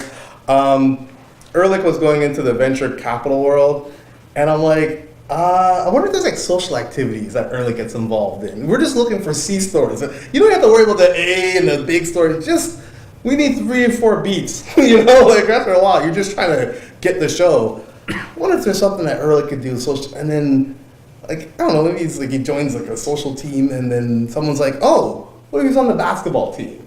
And then it became a little bit of a story. Right. No one says, hey, Shawn, you get credit, and it's just you're just kind of filling the brain of the showrunner so that they have something to kind of. So no one's sitting in the room going, okay, that was Shawn's idea. No. That was, so Shawn hasn't had enough ideas now, so we're going to. No one cares. No one cares. Well, that's reassuring. I pitched something. Well, I mean, they do care a little bit, right? But I pitched something on day 1, and it stuck, and it became a big thing, and then they condensed it. But it was what was it? Oh, so season 4. Spoilers. Too bad. You guys should watch by now. There's have you seen season 4? Yes. Okay. I'm good. We You're on it. I have to watch it. Yeah, the guys had the Piper chat, and we weren't sure where we're gonna is Piper chat gonna be, what they're gonna do for the rest of the thing. And I was like, well, what the Piper chat uses was a bunch of little girls, and that kind of stuck. And then one of the consultants goes, oh, if they're young girls, then maybe they don't know about COPA. And they don't have they did their bad paperwork, and we basically built a bomb. So I helped blow up Piper Chat. It's not with my intention, you know. I was just like, pitch. And it's fun, especially when you're doing like punch-ups and dialogue, because for a joke to land and stay, it takes so many drafts that your joke could be on the whiteboard, it goes to the outline, it goes to the script, it goes to the table read, and then right before it falls out. You know? Or it's like the day before they're about to shoot, we do like mini punch-ups, and then you're like, they can't change it. I'm gonna get in. That part's fun. It's all good. It's all you're just trying to build, and your brain is getting rewired because most writers don't do a lot of outlining, and in writing room, it's like 80 to 90% outlining, and eventually, okay, a writer goes to script, and then you punch up. So the way you see the whiteboard, I look at the whiteboard, I look at what I'm writing now, and if there's a big enough gap, I gotta rewrite it, because if what I'm writing now wouldn't survive Silicon Valley writing room, might need a little bit more work, you know, might need something. Do you get to be on the set and all of them engaged and all that? Do you sort of? You can, I don't really like it. Okay. Yeah. All right. Well, I know that we're running a bit late, so does anybody have any questions? Anything at all? Shawn is here. No? Complete silence. Oh, VJ's one. Otherwise, I thought we were so comprehensive in our discussion. We've answered every question. Yeah. Do you have pet characters, or do writers have like a lot of ideas? I have a lot of ideas for this character. Sometimes you do kind of have to feed the lead character because they're normally the business of the story, like the main arc. But sometimes it's easier for the secondary and the third. Like it's easier to write for Dinesh than it is to write for Richard or for Jin Yang. Like these are the secondary characters. They can kind of just have fun, and they can just go on their little adventures. And they're almost like the George Costanza, you know, like Seinfeld. Like George can do anything. Right. But Jerry still has to be a little bit more of a normal human being, you know? But it's not like a writer gets assigned a character. It's just... I did hear, I know one of our mates who hopefully will come here next year, Jeffrey Shakur, if you're watching, Jeff, hello. He wrote on Bloodline, and I believe he was brought in, one of his specific things was to really help I didn't watch the show, but whatever character Ben Mendelsohn played, who was like a drunken sort of alcoholic sort of grappling with that. I believe part of Jeff's beat when he was brought in was to help like with that specific character. But that's the way that room works. Nothing about Jeff's life it was made suitable for that. But you know, it just depends on writers' rooms. You know that they do have different things for different. And each room is different. I wrote on a Comedy Central show.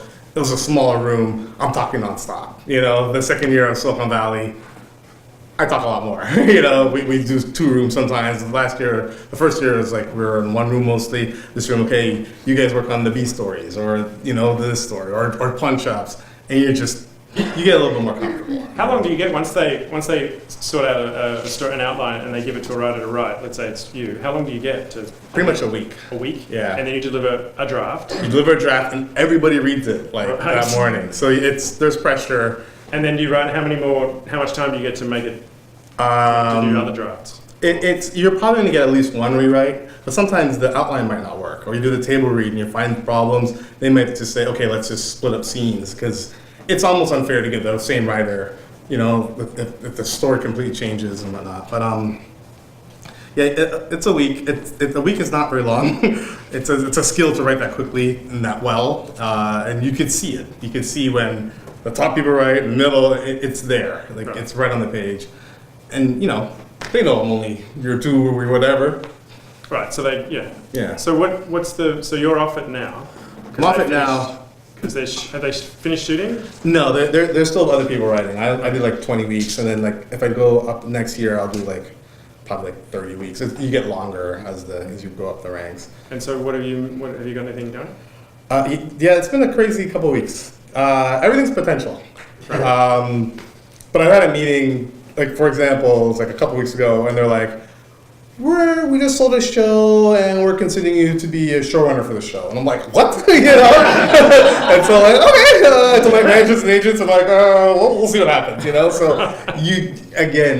nothing makes sense in this world. It just, So what you're saying is within the next 12 months, you'll be too important to come back here. No, that's what it is. It's just, you can get lucky, you can jump steps. When I met Issa Rae, she was the YouTube star, developing her HBO show, and now she's I see her on billboards, and it's just holy smokes, crazy stuff happens. Right. Anybody else? Jack at the back. Yeah. Does your computer science background play a big part in getting the? Yeah, I tell people I hope so. And do many other writers in the room also have that sort of background? No, we have a deep bunch of consultants though, and so we have a consultant in the room, and then they must have 30 people behind the scenes just giving and stuff. I try and give them their space. Sometimes I help with translations, and little culture things, but I'm not.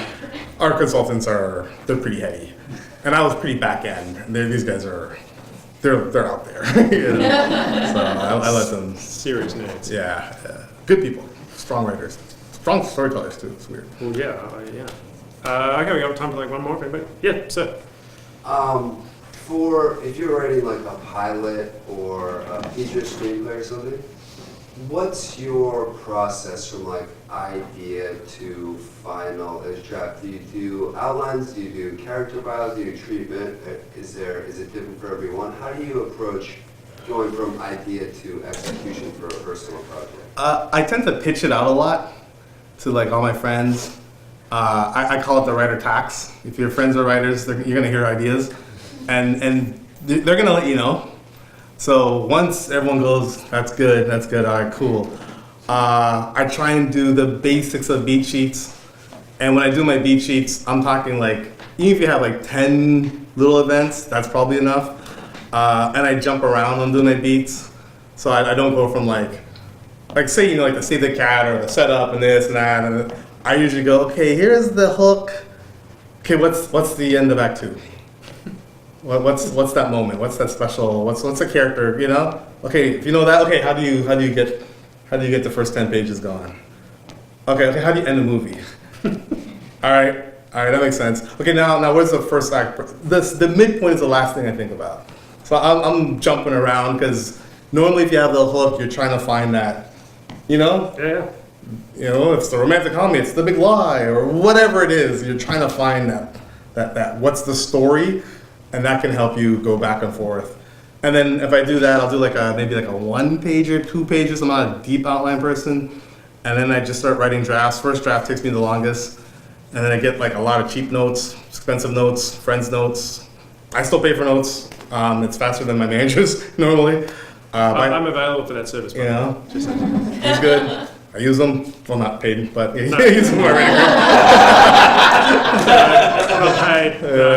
Wait, this is new now. Yeah, this is new. Because I got sick of all of my friends asking me for. It's wait, maybe I can make some money. Exactly. And then I bring it to my reps. Normally, early on, I'll tell my reps about the idea. I like to bring them something pretty polished so that they're giving me just little. Because they might take a couple weeks or 2 weeks to kind of get you the note. To me, it's forever. So I like to give them something that's ready, and then I'll move on. So just because I know we need to go, last question. Mm-hmm. has your writing changed since the writing room? I mean, how do you think it's impacted your writing? You know what? You get you just get more comfortable throwing stuff away. Like we throw away 7 seasons worth of material every season. Maybe 50 seasons. It's ridiculous. Outlines, scenes, this, that. So when you write something, if it doesn't work for the story, it's gone. It doesn't matter how clever or funny that scene is, it can get dropped. And I've seen like the showrunner leave for an hour, come back, and holy shit, this scene's tight, it's strong. And then all of a sudden we're like, oh man, we can't use it. It's gone. There's no love. So you just get comfortable in that, and that's when you can just start, working on your story. You don't really care. You're not married to anything. And eventually your writing does get better because you're seeing stronger writing all the time. Yeah. Your taste and your standards they have to be high because they're paying you. You know what I mean? All right. Well, thank you so much for coming.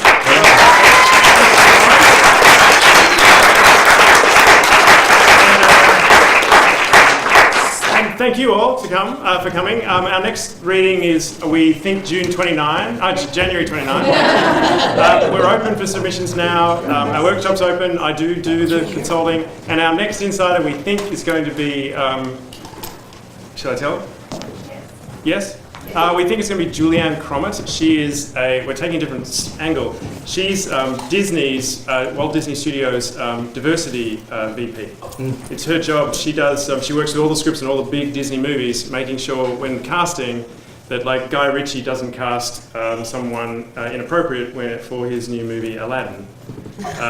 Which is terrifying to think of those two things together. But so she's going to talk. She used to work for Google, doing the same thing, and then Disney poached her or brought her across. So she's right into this whole movement of what's going on in big giant feature films in terms of diversity, and even in big culture, like a culture of a big studio. So I'm very curious to see what she has to say. I think it'll be really interesting. So that's January the 29th. But meanwhile, we're open for submissions, and have a great Christmas/holiday season, everyone. Thank you for everything.